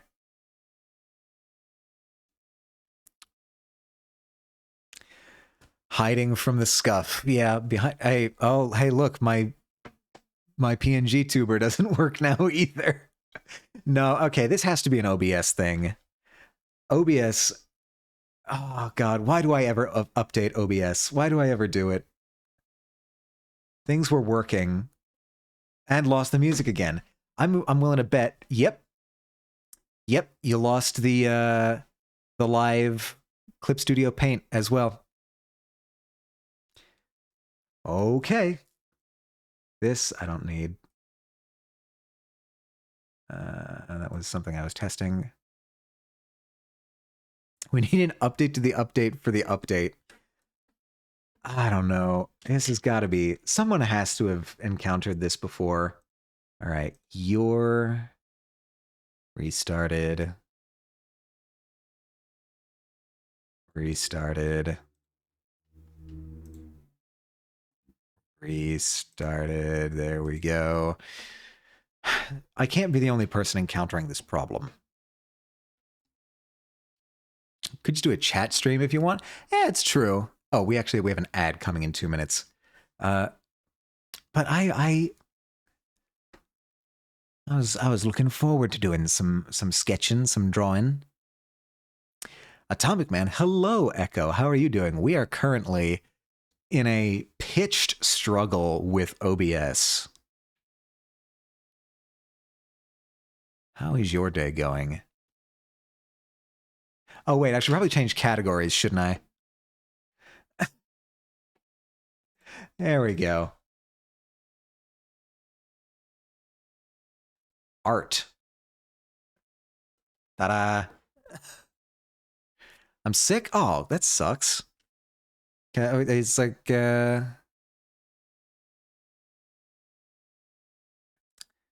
like a cold or what's going on? I was going to ask if you're feeling all right, but that's clearly answered in the negative. So Yeah, I hope you're doing all right. And as far as you can be doing all right, you can still draw, but just do the chatting. Hmm. I wonder if. I wonder if.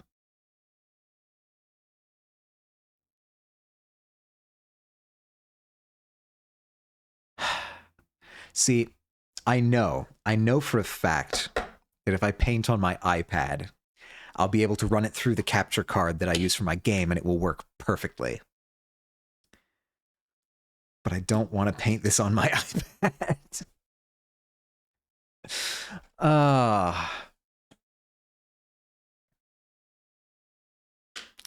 This is going to be janky, I think.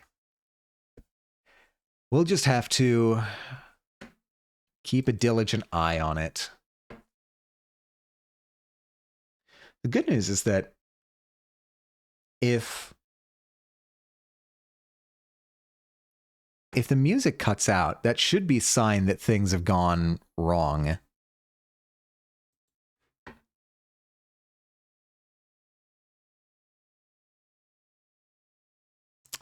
Trying to think of any other solution that I could be using here.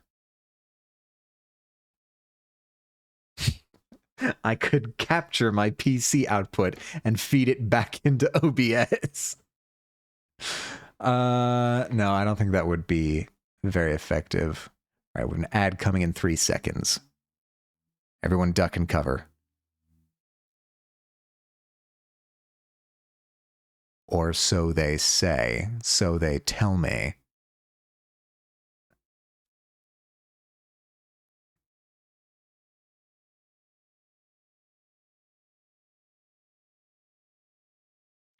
Maybe they've lied to me.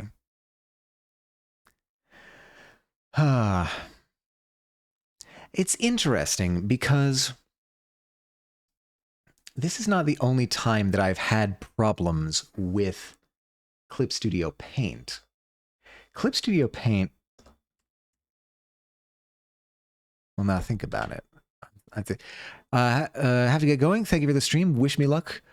I wish you luck with the troubleshooting. Thank you so much, Kixie. Thank you for stopping by. Good luck with your stream. I hope you have a wonderful day. And as always, stay true to yourself. And go play Stories from Seoul, the Gun Dog. It has my heavy recommendation. Wait, shit. I think you might be in the ads. In the event that you are in the ads, have a good day and stream, Kixie. Thank you for stopping by, and the thing is frozen again. All right. I'm going to power through this for the rest of this stream, but after this stream, I'm definitely checking this out to see if I can find some kind of troubleshooting fix for this problem. Because this is getting ridiculous. The sound needs to be restarted. The VTube needs to be restarted. The Clip Studio Paint needs to be restarted. It's weird because I have been having trouble with video capturing in general. Although I guess also sound capturing now.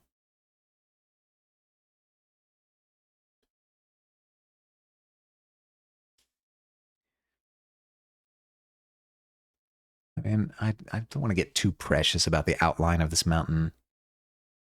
Yeah, wait, oh, hold on. Now that I'm thinking about it, I have had this exact same problem on Discord.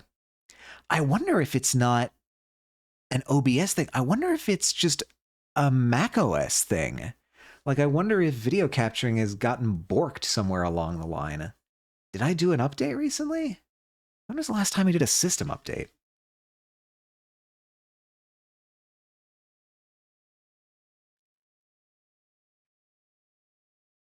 feel like I'm curving up a little bit too much at the end here, so let's bring that down. Bum, bum, bum, bum, bum.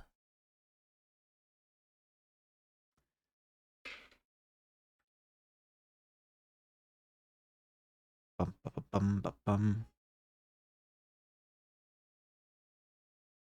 That's that. We'll erase some of this over here, clean up these edges. All right. I'm spending too much time on this part of the sketch, so let's start working out some of the other things that I want in this composition. Probably want clouds. I'm a big fan of big fluffy clouds. Examining what we have over here, we've actually got the horizon pretty far up. We're looking down on this town here.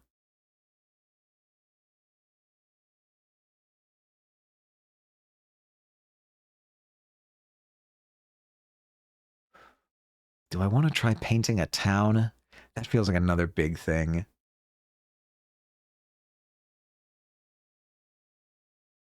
Ah, we'll give it a shot. What I'm essentially saying is, where am I going to place the horizon on this composition? And I think I'm going to bring this up a little bit. I'm going to bring it up. So the interesting thing is, but the horizon is not where the mountain is. Coming down here is actually... It's actually not... Did I move that at all? I did not. Don't you love it? You make changes to something, and you're like, no, I think I've got it right, and you realize that's just exactly what it was before. Great. Perfect.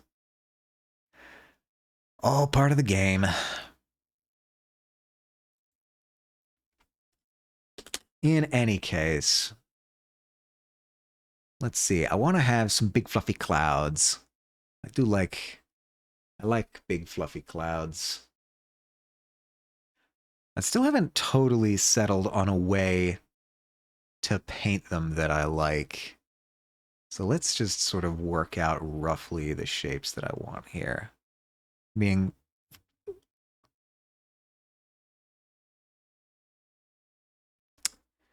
very loose with this. I think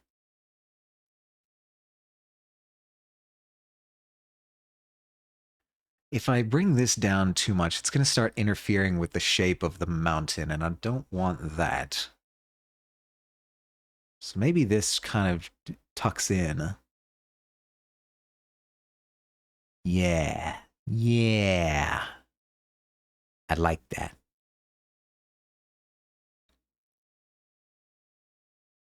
Then clouds are usually pretty flat on the bottom here. We get to see the Picasso at work. I don't think I'm quite as abstract as Picasso, but thank you very much. I will appreciate the compliment.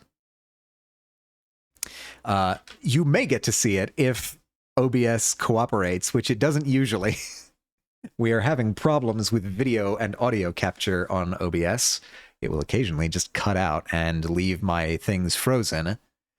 My microphone still works, thankfully. So, oh, hey, speak of the devil. There it goes. It literally just happened as I said it. Your timing is impeccable. All right.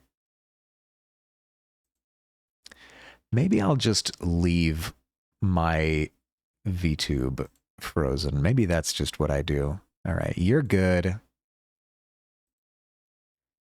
The sound should be restarted. Ta-da! Okay. Back to the lab again. Right. So these clouds, these are the kinds of clouds I like to paint, and these are going pretty close to the horizon now that I'm looking at it. They're also a bit smaller in general scope, so I wonder if I just Whoop. Just give it an old one of these.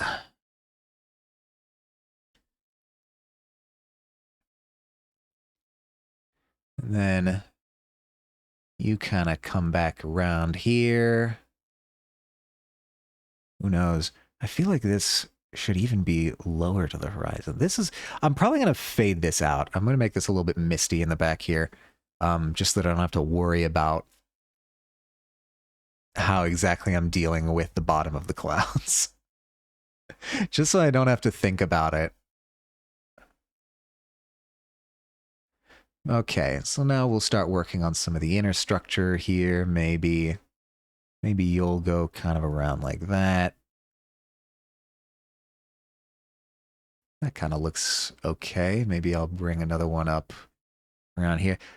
The nice thing about clouds is that you can kind of just fuck around with them until you find something that looks neat.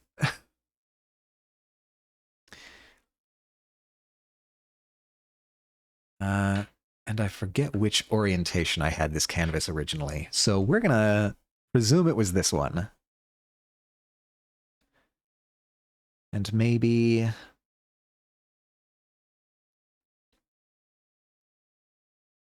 we have something more, a little more wispy up here. If I'm going from the reference, they've got wispier stuff up here. This is actually angled in a little bit, which is neat.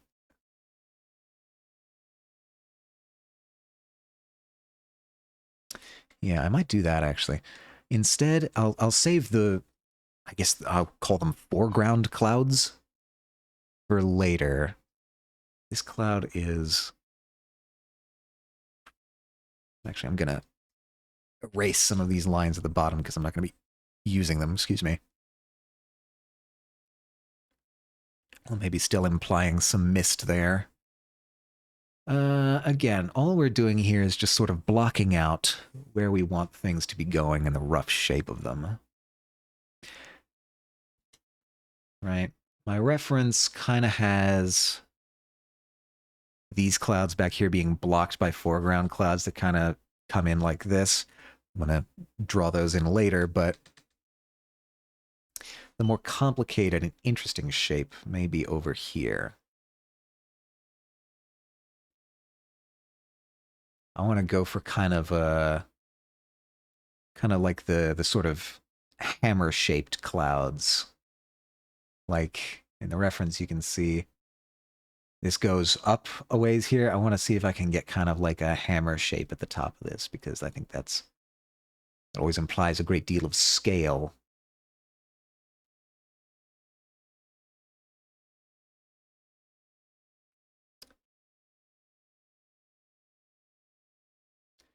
Right, so that comes up like, and then flattens out at the top here.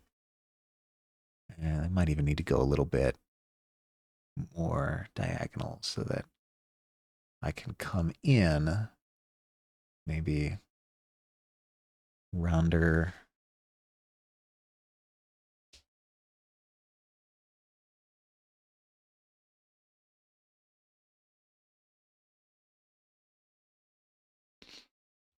Yeah. Yeah, that's what I like. That's what I like.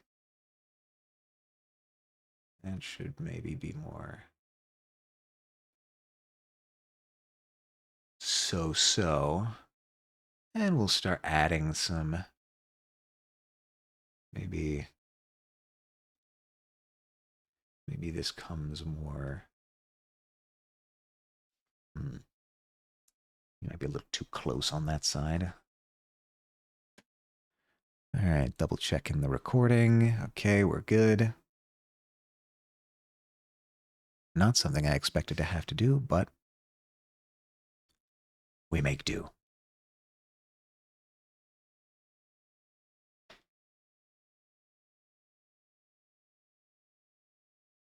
Maybe you come up here.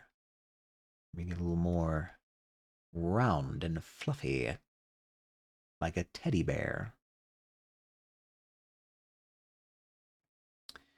I don't think I want that going up straight the way over. I might want this to be coming back down a bit as we enter the far side of the frame.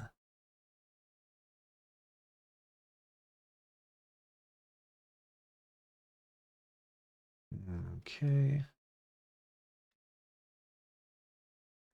And then as we get closer to the horizon, maybe something kind of a sub cloud of the same variety. The music broke again? Nope, that's a good sign because it means everything else is broken too. The music is our sign. It is our canary in the coal mine, as it were. I wonder if it's literally just like a memory problem, because... There we go. Because OBS is telling me that disk space is running low, but that's really... It really only should apply if I'm saving something. Unless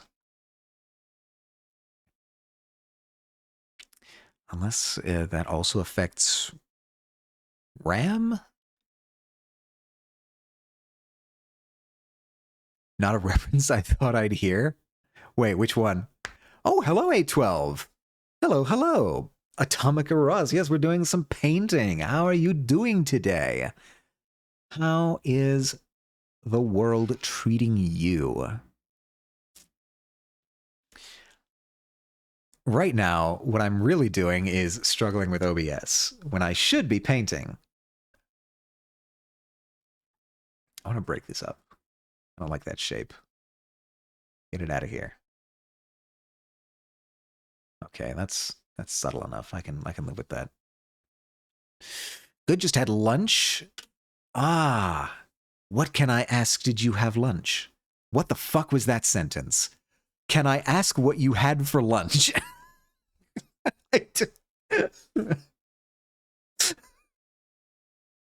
Look, I'm tired.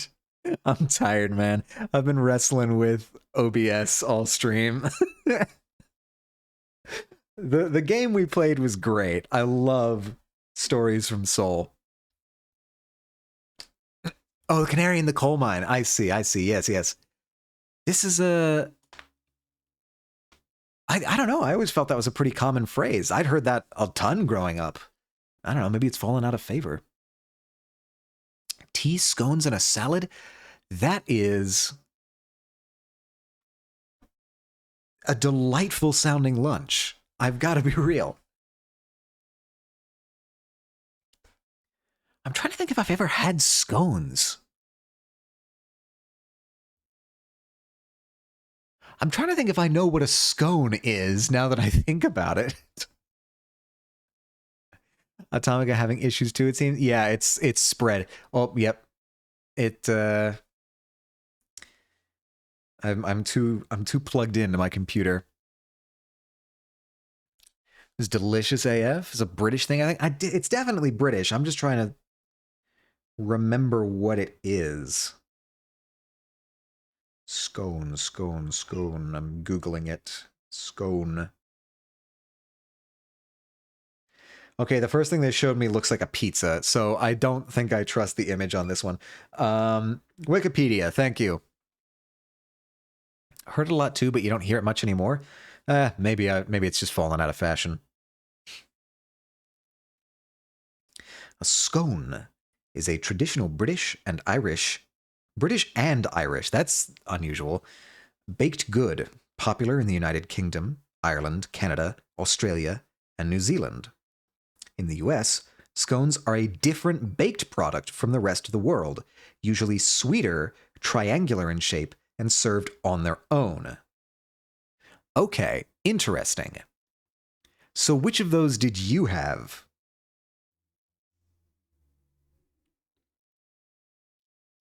They're different in the US? Didn't know that. Neither did I. I'm I'm just reading the Wikipedia article. You're learning as I am. So was yours like sweet and triangular? The triangle one, I think. Okay, cool. Let's see. What international variations? That's probably what we want to be looking for. United States. Oh, yeah, cool. Unlike British scones, which are lighter and traditionally served with clotted cream and jam, American scones contain more butter and sugar, making them richer and intended to be eaten on their own. Yeah, it's probably the American version, yeah. They're usually triangular and often contain fruit, such as blueberries or sultanas, or such flavorings as pumpkin, cinnamon, or chocolate chips. Mine did get served with cream and jam, though. Okay, so you just. I presume you got this from a place, right? You were eating at some restaurant or other.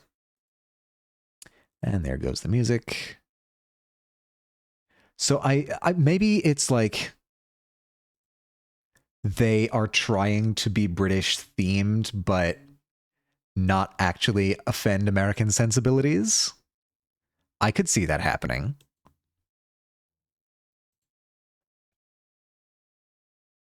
Maybe because it's like, what is it? What is? I feel like I've heard that before in some other food. I feel like Americans don't get the proper version of some foods.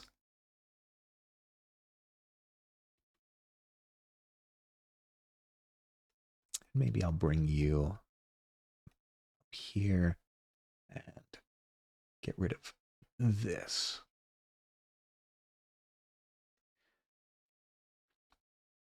I mean, it's us. We're Americans. We'll eat anything. All right. I think for a rough shape, that'll work fine. This is maybe a little bit messy over here. Maybe I could clean this up. There's a lot of that Chinese food for sure. Yeah, that's fair. That's fair. It's good, but it's not authentic.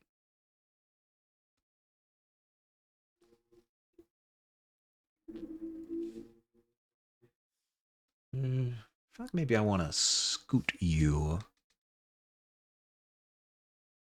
over here. Bring you off the page a little bit. Maybe fluff you up a little over here. Yeah, okay. That's clouds, right? That's what clouds look like.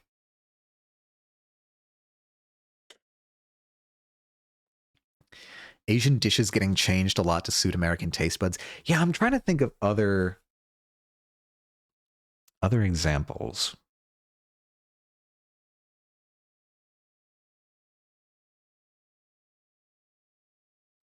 I guess you could kind of just generally cite Chipotle as an example. Chipotle's kind of Americanized, you know? I have a bad feeling that was also no, that was right. Yeah, Mexican food too. Yeah, that's sort of where I'm leaning with Chipotle. Now, if we refer back to the reference, here I can turn this off. We've got. Go to flat brush. Make a new mark here. We've got this structure on Mount Fuji that's like sort of like that. It's kind of this indent. It's not a crater exactly or a caldera. I don't know. I'm not a volcanologist. That kind of leads into some of the structure that comes down the mountain like that. So I wonder if we can do something similar. Try and get, because this, I feel like if I'm going for my original concept of sort of like a hollowed out mountain, this might actually be a good place to put the hollow. Is this kind of weird, I don't know what to call it, indent at the top of the mountain.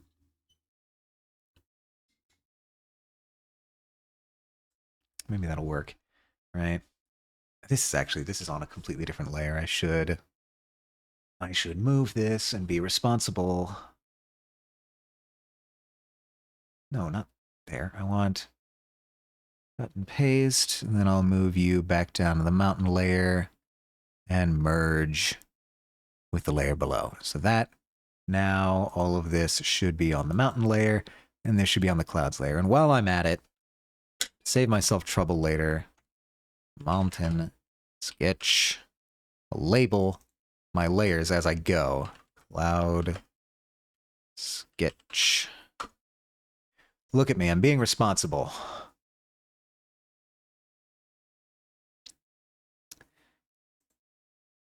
Okay, feed is still good.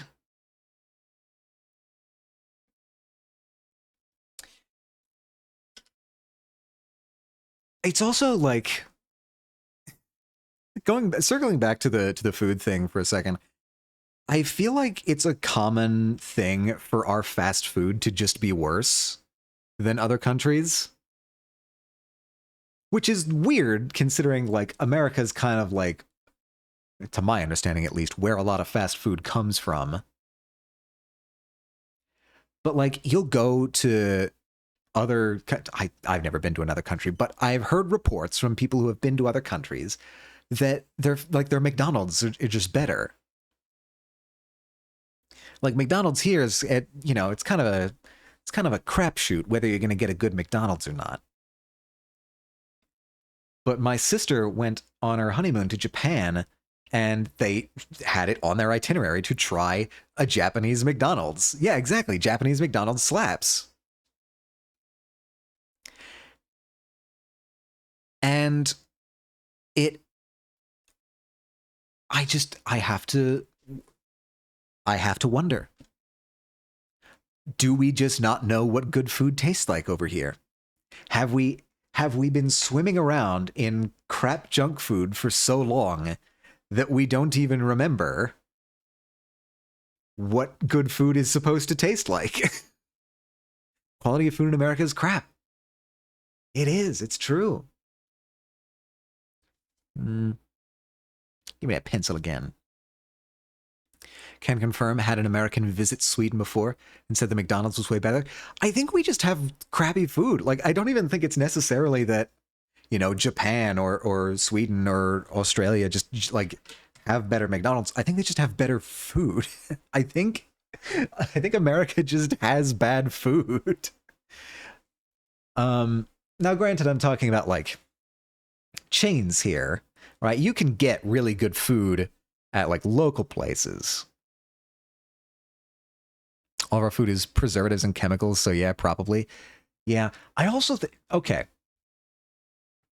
For the people who currently either reside outside of the States or who have visited outside of the States, I have heard the account relatively frequently that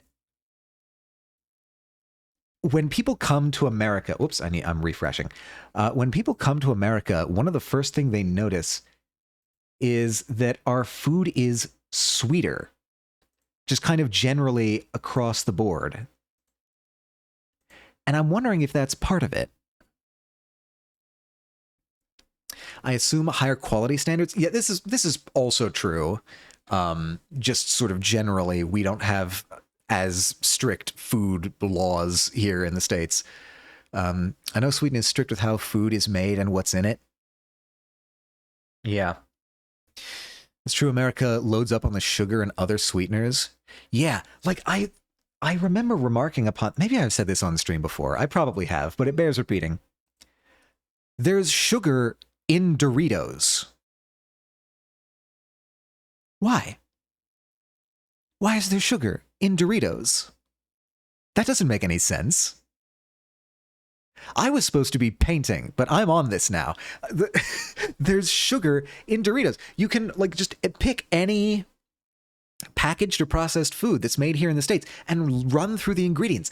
Odds are good that you will find some kind of sugar in there. It won't always be labeled as sugar. It might be high fructose corn syrup or, HFCS 90 or something like that. But there's so much sugar in everything.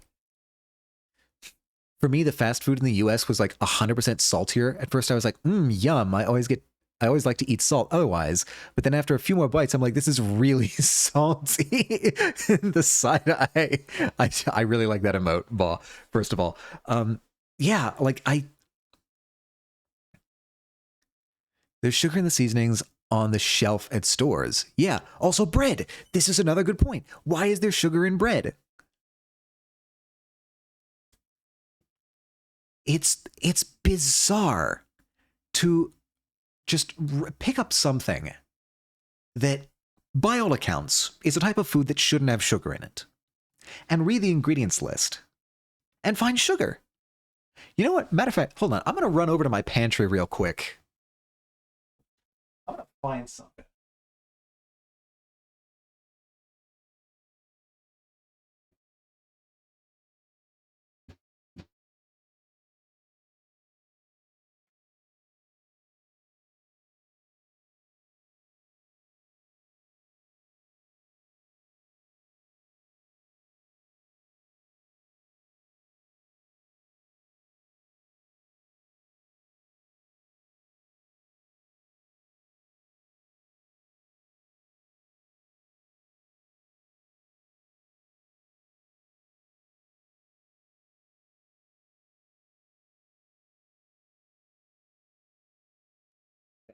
Find anything easily. So what I instead got was hot dog buns. I have a half used pack of hot dog buns here. And let's go through and look at the ingredients. Right? You've got enriched flour as the main ingredient. Fair enough.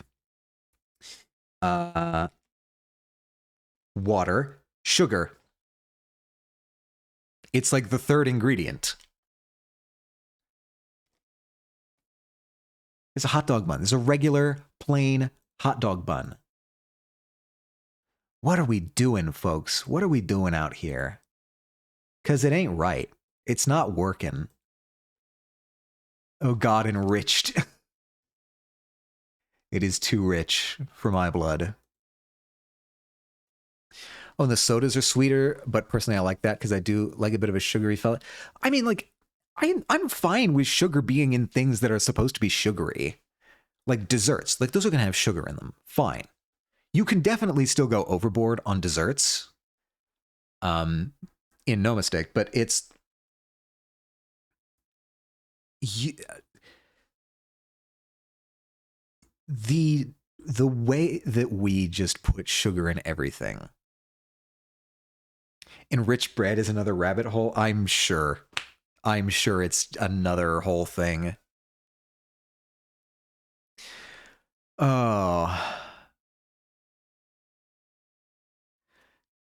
Anyway, my point is, I think America just has forgotten what good food is like, which is kind of sad. Especially now, like, people don't cook as much anymore because we don't have as many hours of free time anymore.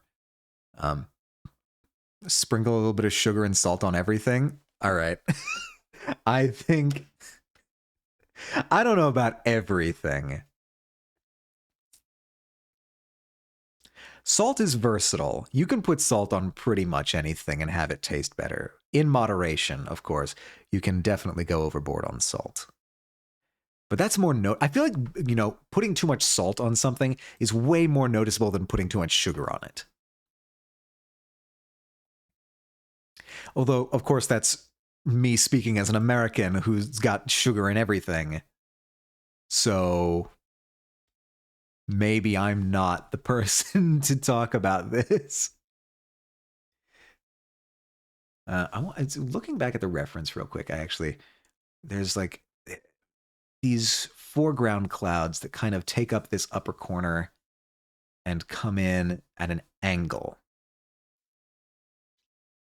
So I want to try and mimic that. I think this angle is actually a little bit too steep. I'll undo that.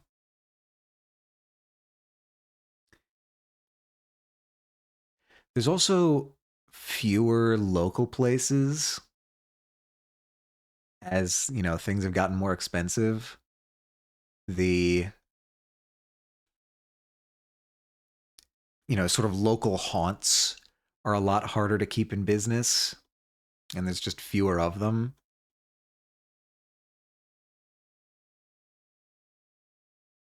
Huh. Well, that actually looks kind of like a spaceship now that I'm looking at it.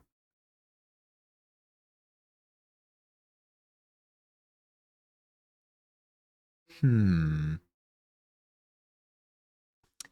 Maybe instead of clouds over here, I switch this to being kind of a decorative spaceship in the foreground.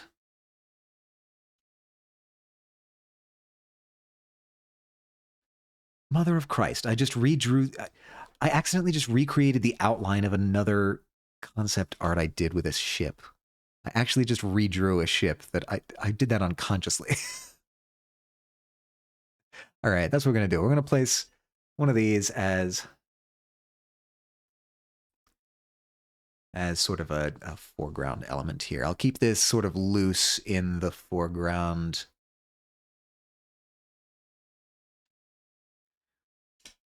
I'll move that around.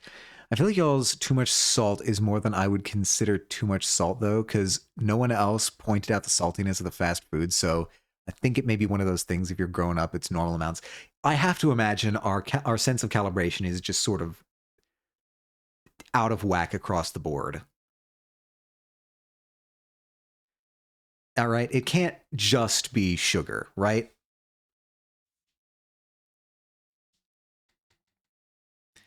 It's got to be the whole thing.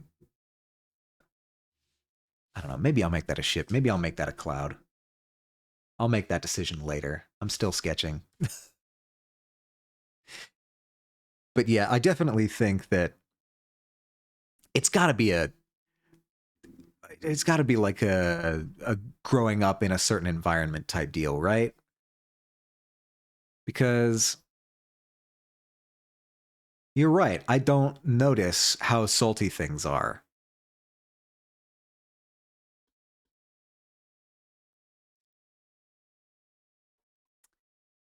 I'm uncommitted as to whether this will be a ship or a cloud, so I'll just leave that there. Anyway, we've kind of got these shapes coming in from over here, maybe. Yeah, I don't think I want. What layer do I have this on? Okay, good. Its own layer. I'm doing it right. I'm being responsible. I'm using my digital art responsibly.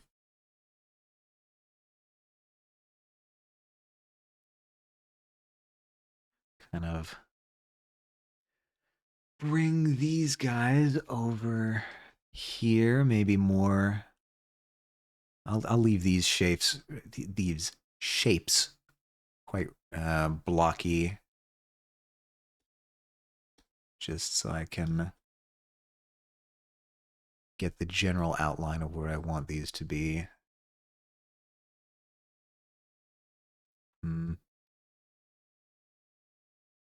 Maybe like that.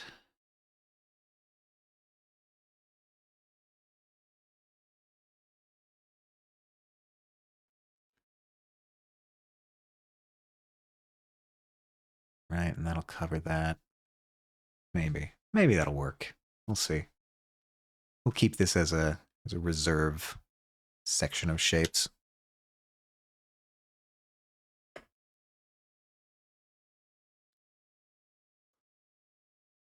All right, now that that's sort of blocked in, let's take our attention downwards.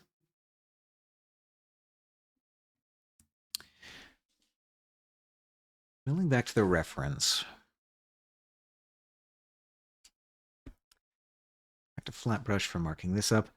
We've got this body of water here that I think I might actually want to extend further in. Oh, I still have you on erase. I might want to extend this further in. Like, have it be a sort of canal leading up to the mountain building. Right? Sort of. It's probably not super visible. And that's also probably dropped out because these are the burdens. VTube Studio. Restarted. And Clip Studio Paint. Restart capture. There we go. There we go. Now we're back on all cylinders. Yeah, so maybe like, I don't know, if I pick from here, could like extend this further in. And kind of, get this. That's a little too much, but get this sort of extending outwards. Maybe a river leading in to the central area. This would need to taper further as we get in.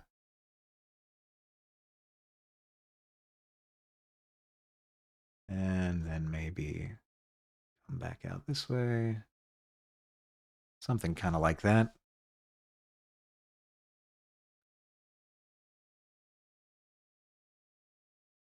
Leading up to one of these main sections of the mountain.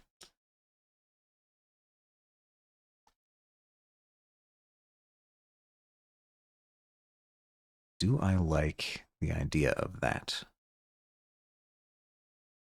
I like the idea of it, but an idea is not the thing itself.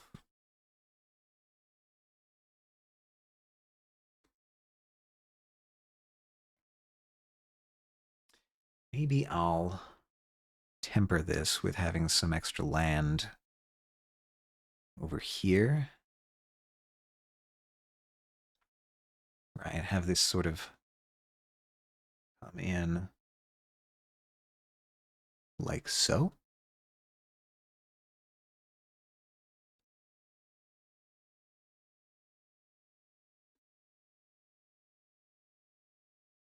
Maybe I'm just trying to get the angles on this right.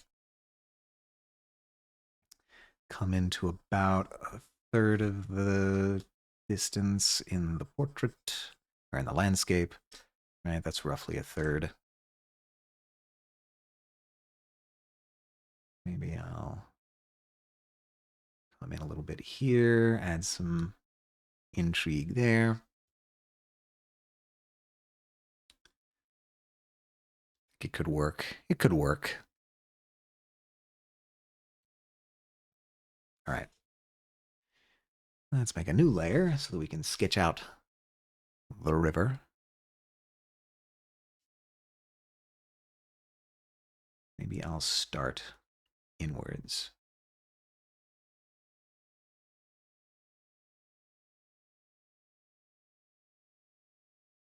You might be a little too far up the mountain's face. Where are we deciding? I mean, we're thinking this is probably going to terminate at the horizon line, so that's roughly there.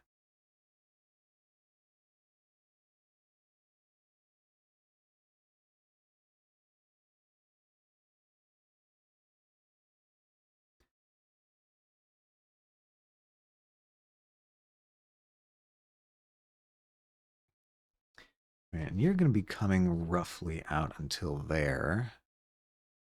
Right, I'll call that a third-ish.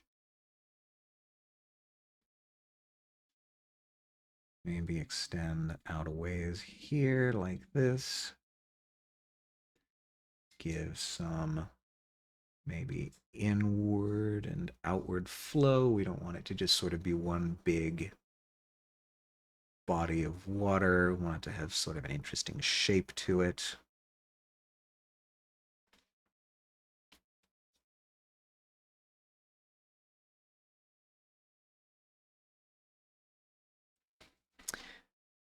I wonder if this might be something better blocked out with the paintbrush rather than trying to sketch it. Might get something more natural doing it that way. Definitely want there to be more ins and outs as we move further in. We want the detail to sort of concentrate as we go further away from the viewer.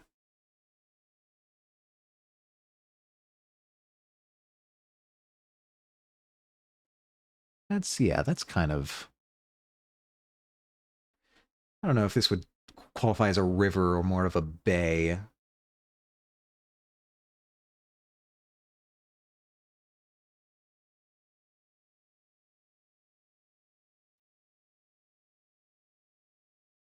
And then maybe whoops, not you, that. Clean that up a little bit. Okay. Once again, we're just sort of roughly blocking in these shapes. Oh, and the thing betrays me again. Clip Studio, Arc Sound. This must be an extremely frustrating viewing experience. I must apologize to you, chat.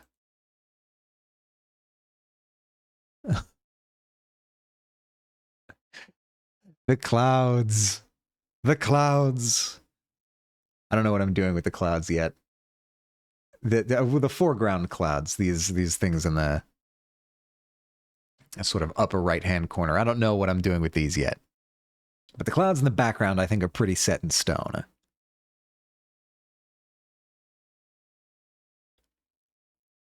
Tis fine for me. Thank you. You're very accommodating. I will hopefully try to get this sorted by next time. Because even if I'm not doing painting next time, which now that I think about it, I haven't totally considered what I'm going to be doing next. I might take a couple stream painting break. Who knows? I might be on my art arc for a little bit. We'll have to see. I might think of a game that I want to play. I mean, doesn't it look good, like the cloud of the picture you're using? Excellent. That is exactly what we're going for. I haven't fully settled on a way that I like doing clouds. I haven't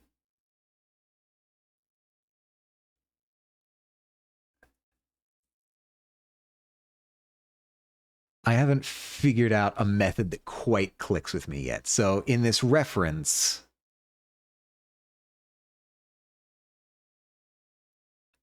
like these are the kinds of clouds that I'd like to paint. Sort of the big, fluffy, relatively high contrast ones. But right now, all I've done is sort of block in the shapes here. And I think this will be able to translate into this. Hopefully. We'll see as things progress, but yeah, that's the aim. That's what we're going for.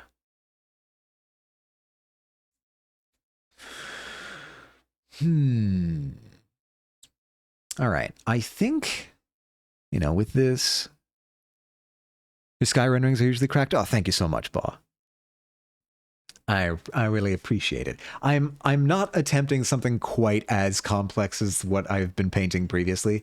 So like, I think I'm kind of going to try to go for this general lighting setup where like I don't have too much to worry about sky wise. And it's kind of just, basically like orangey highlights, cooler shadows. That's what I'm going to be going for. Yeah, thankfully I do not need to have like 4 different colors in the sky. There. We'll call that dark enough. Yeah, I was the previous sky that I had attempted was even further at sunset, and so it had like 4 different colors to worry about in the sky, like just in the bare sky alone, not even counting the clouds. So that was a mess. I took on too much too quickly learning from that one, but here we are. Nevertheless, at the end, I got through it, and hopefully, we'll be able to bring some of those lessons into this piece going forward.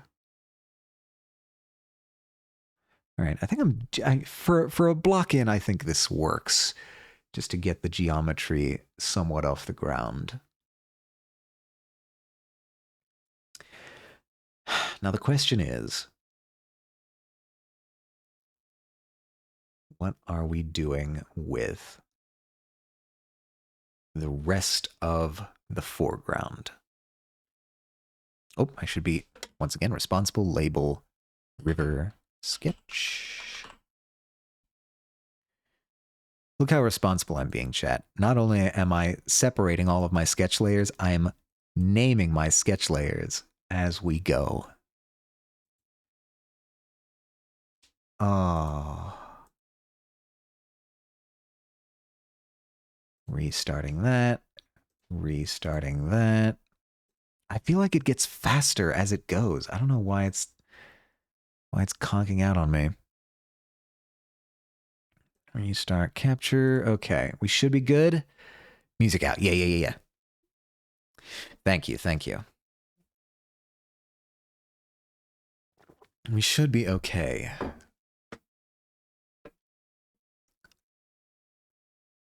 So now we need to make more choices. But that's what art's all about, right? Making choices. Now, one of the things that is interesting sort of about the way that the real Mount Fuji is set up is that there is kind of, you can see it here. It's fascinating. There is a kind of, here, I'll use some red. There's a kind of boundary, like a certain, like, I don't know, maybe it's like a couple kilometers distance radius around the mountain where you are not allowed to build.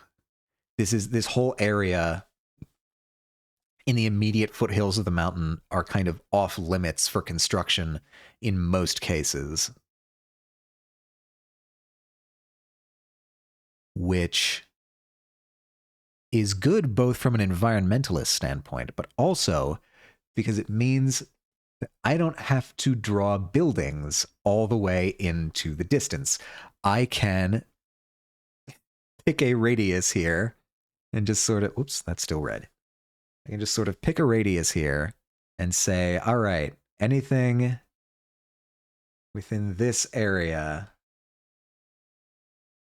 that's just going to be nature rendering.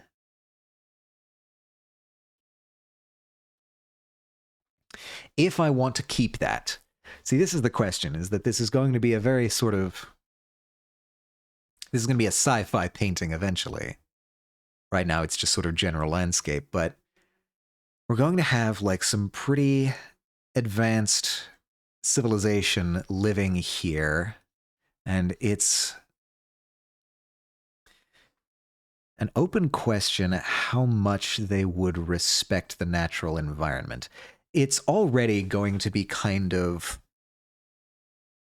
brutalized in the mountain. There's going to be basically a big chunk out of it, with, you know, construction and buildings inside. So it's going to be hollowed out in that way. But I don't want it to, I don't want buildings to be going up the mountain or anything like that. I want the mountain to still be recognizable as a natural mountain. So maybe I do keep the perimeter of no build.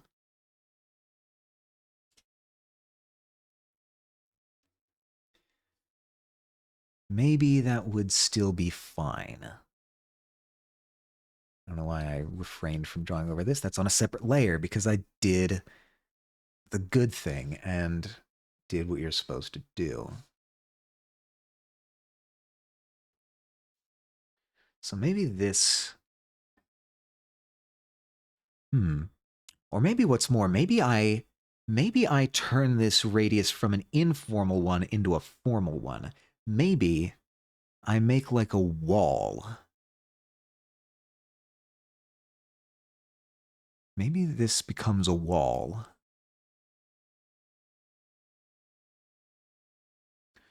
Or like a series of gates or something.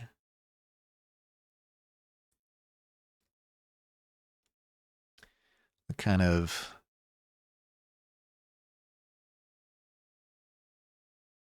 something that wise. This would still be a pretty large structure, because, like, comparing this to this, like,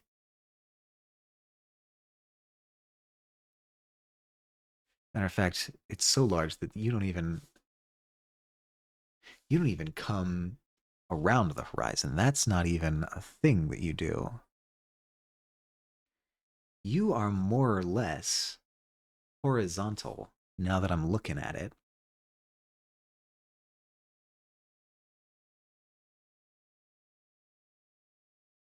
So if I sort of okay, I'm no longer doing pencil sketching. I'm rough shape carving here, but if I bring you sort of like that, and honestly, I'm not even curving too much even doing that. If I bring you out that way and treat this as a kind of barrier,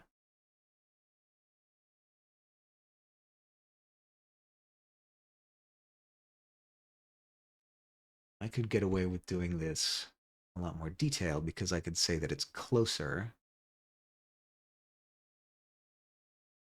and therefore the scale of things would be a lot easier to manage and justify. Pretend I'm drawing these at regular intervals.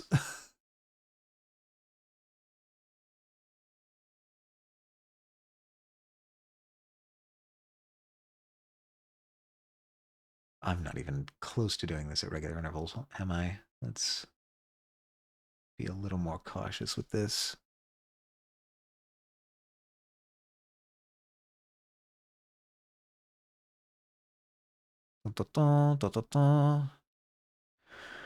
And then over the river, I might even be able to swing a bridge.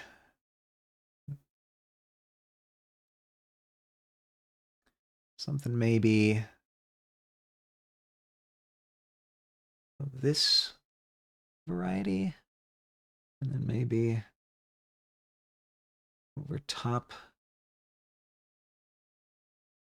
I don't know. I could refine that later, but maybe that's the move. Not sure if you're still drawing or not, but it seems frozen, though I do hear you speak. Well, this might be an issue on my end, but it is frozen on mobile too. Yeah, no, sorry. You did not receive the exposition. So, I have been having a problem recently where, here, restart that. I think I've tracked it down to the capture function on my computer. I don't know if it's just OBS or my computer in general, but captures will just sort of conk out on me at random times, which makes it unfortunately very difficult to plan around. But it is not on your end; it's on my end.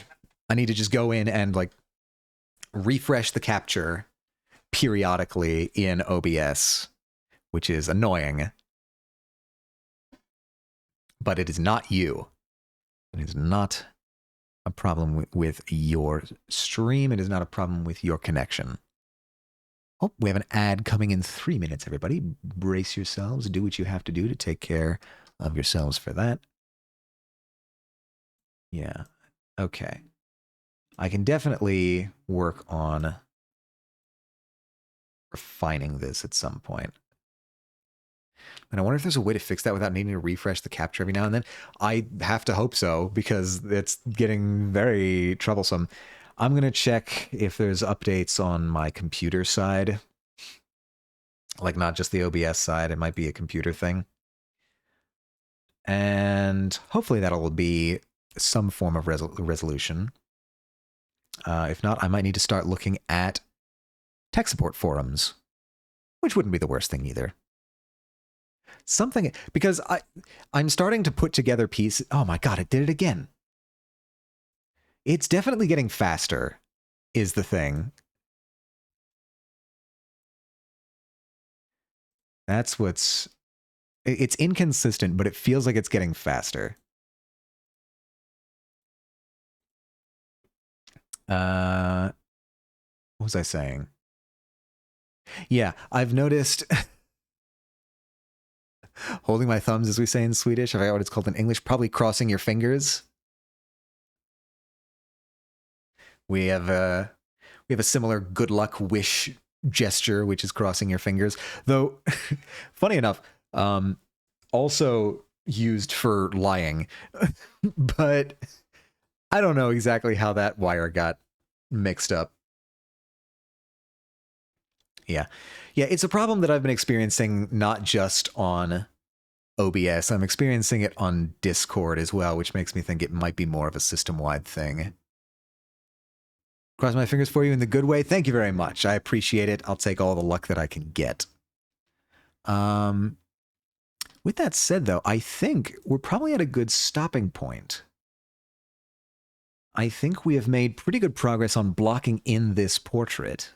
I keep saying portrait. This landscape. You know, I might be adding some... I'm definitely going to try and add some buildings down here on the lower side past the barrier, now that I have sort of decided that will be a barrier. But yeah, I think this is good progress for today. So, let's say we, before the capture craps out on me again, lots of progress done. It looks good already. Oh, thank you very much. I appreciate it. I actually used a reference this time, so I'm doing all the good stuff. I'm using a reference. I'm labeling all my layers. I'm separating all my layers. I'm being good today. So hopefully my good habits pay off. So before the capture craps out on us again, let's figure out who we should raid. Who is streaming right now? Who is streaming? Who is streaming?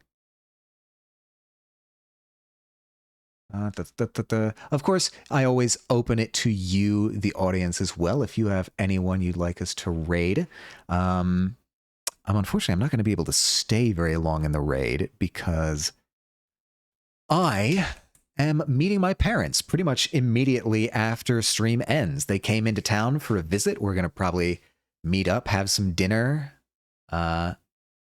and that's also why I'm ending a little bit early today, so that I can have a little bit more time with the folks as they come in. So if anyone has suggestions, feel free to throw them in chat. Otherwise, Fortune has made the decision for me. Kixie is online. Oh, we did raid Kixie last week, though, or 2 weeks ago. Wait a minute, though. A12 just started streaming.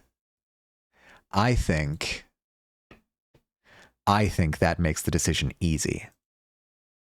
All right, let's raid A12, who was in chat earlier. Let us get ready. I'll get the raid messages out. If I can spell raid, thank you very much.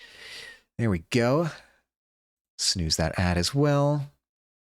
Thank you for streaming. Thank you so much for stopping by, and for everybody who stopped by. I always appreciate the company.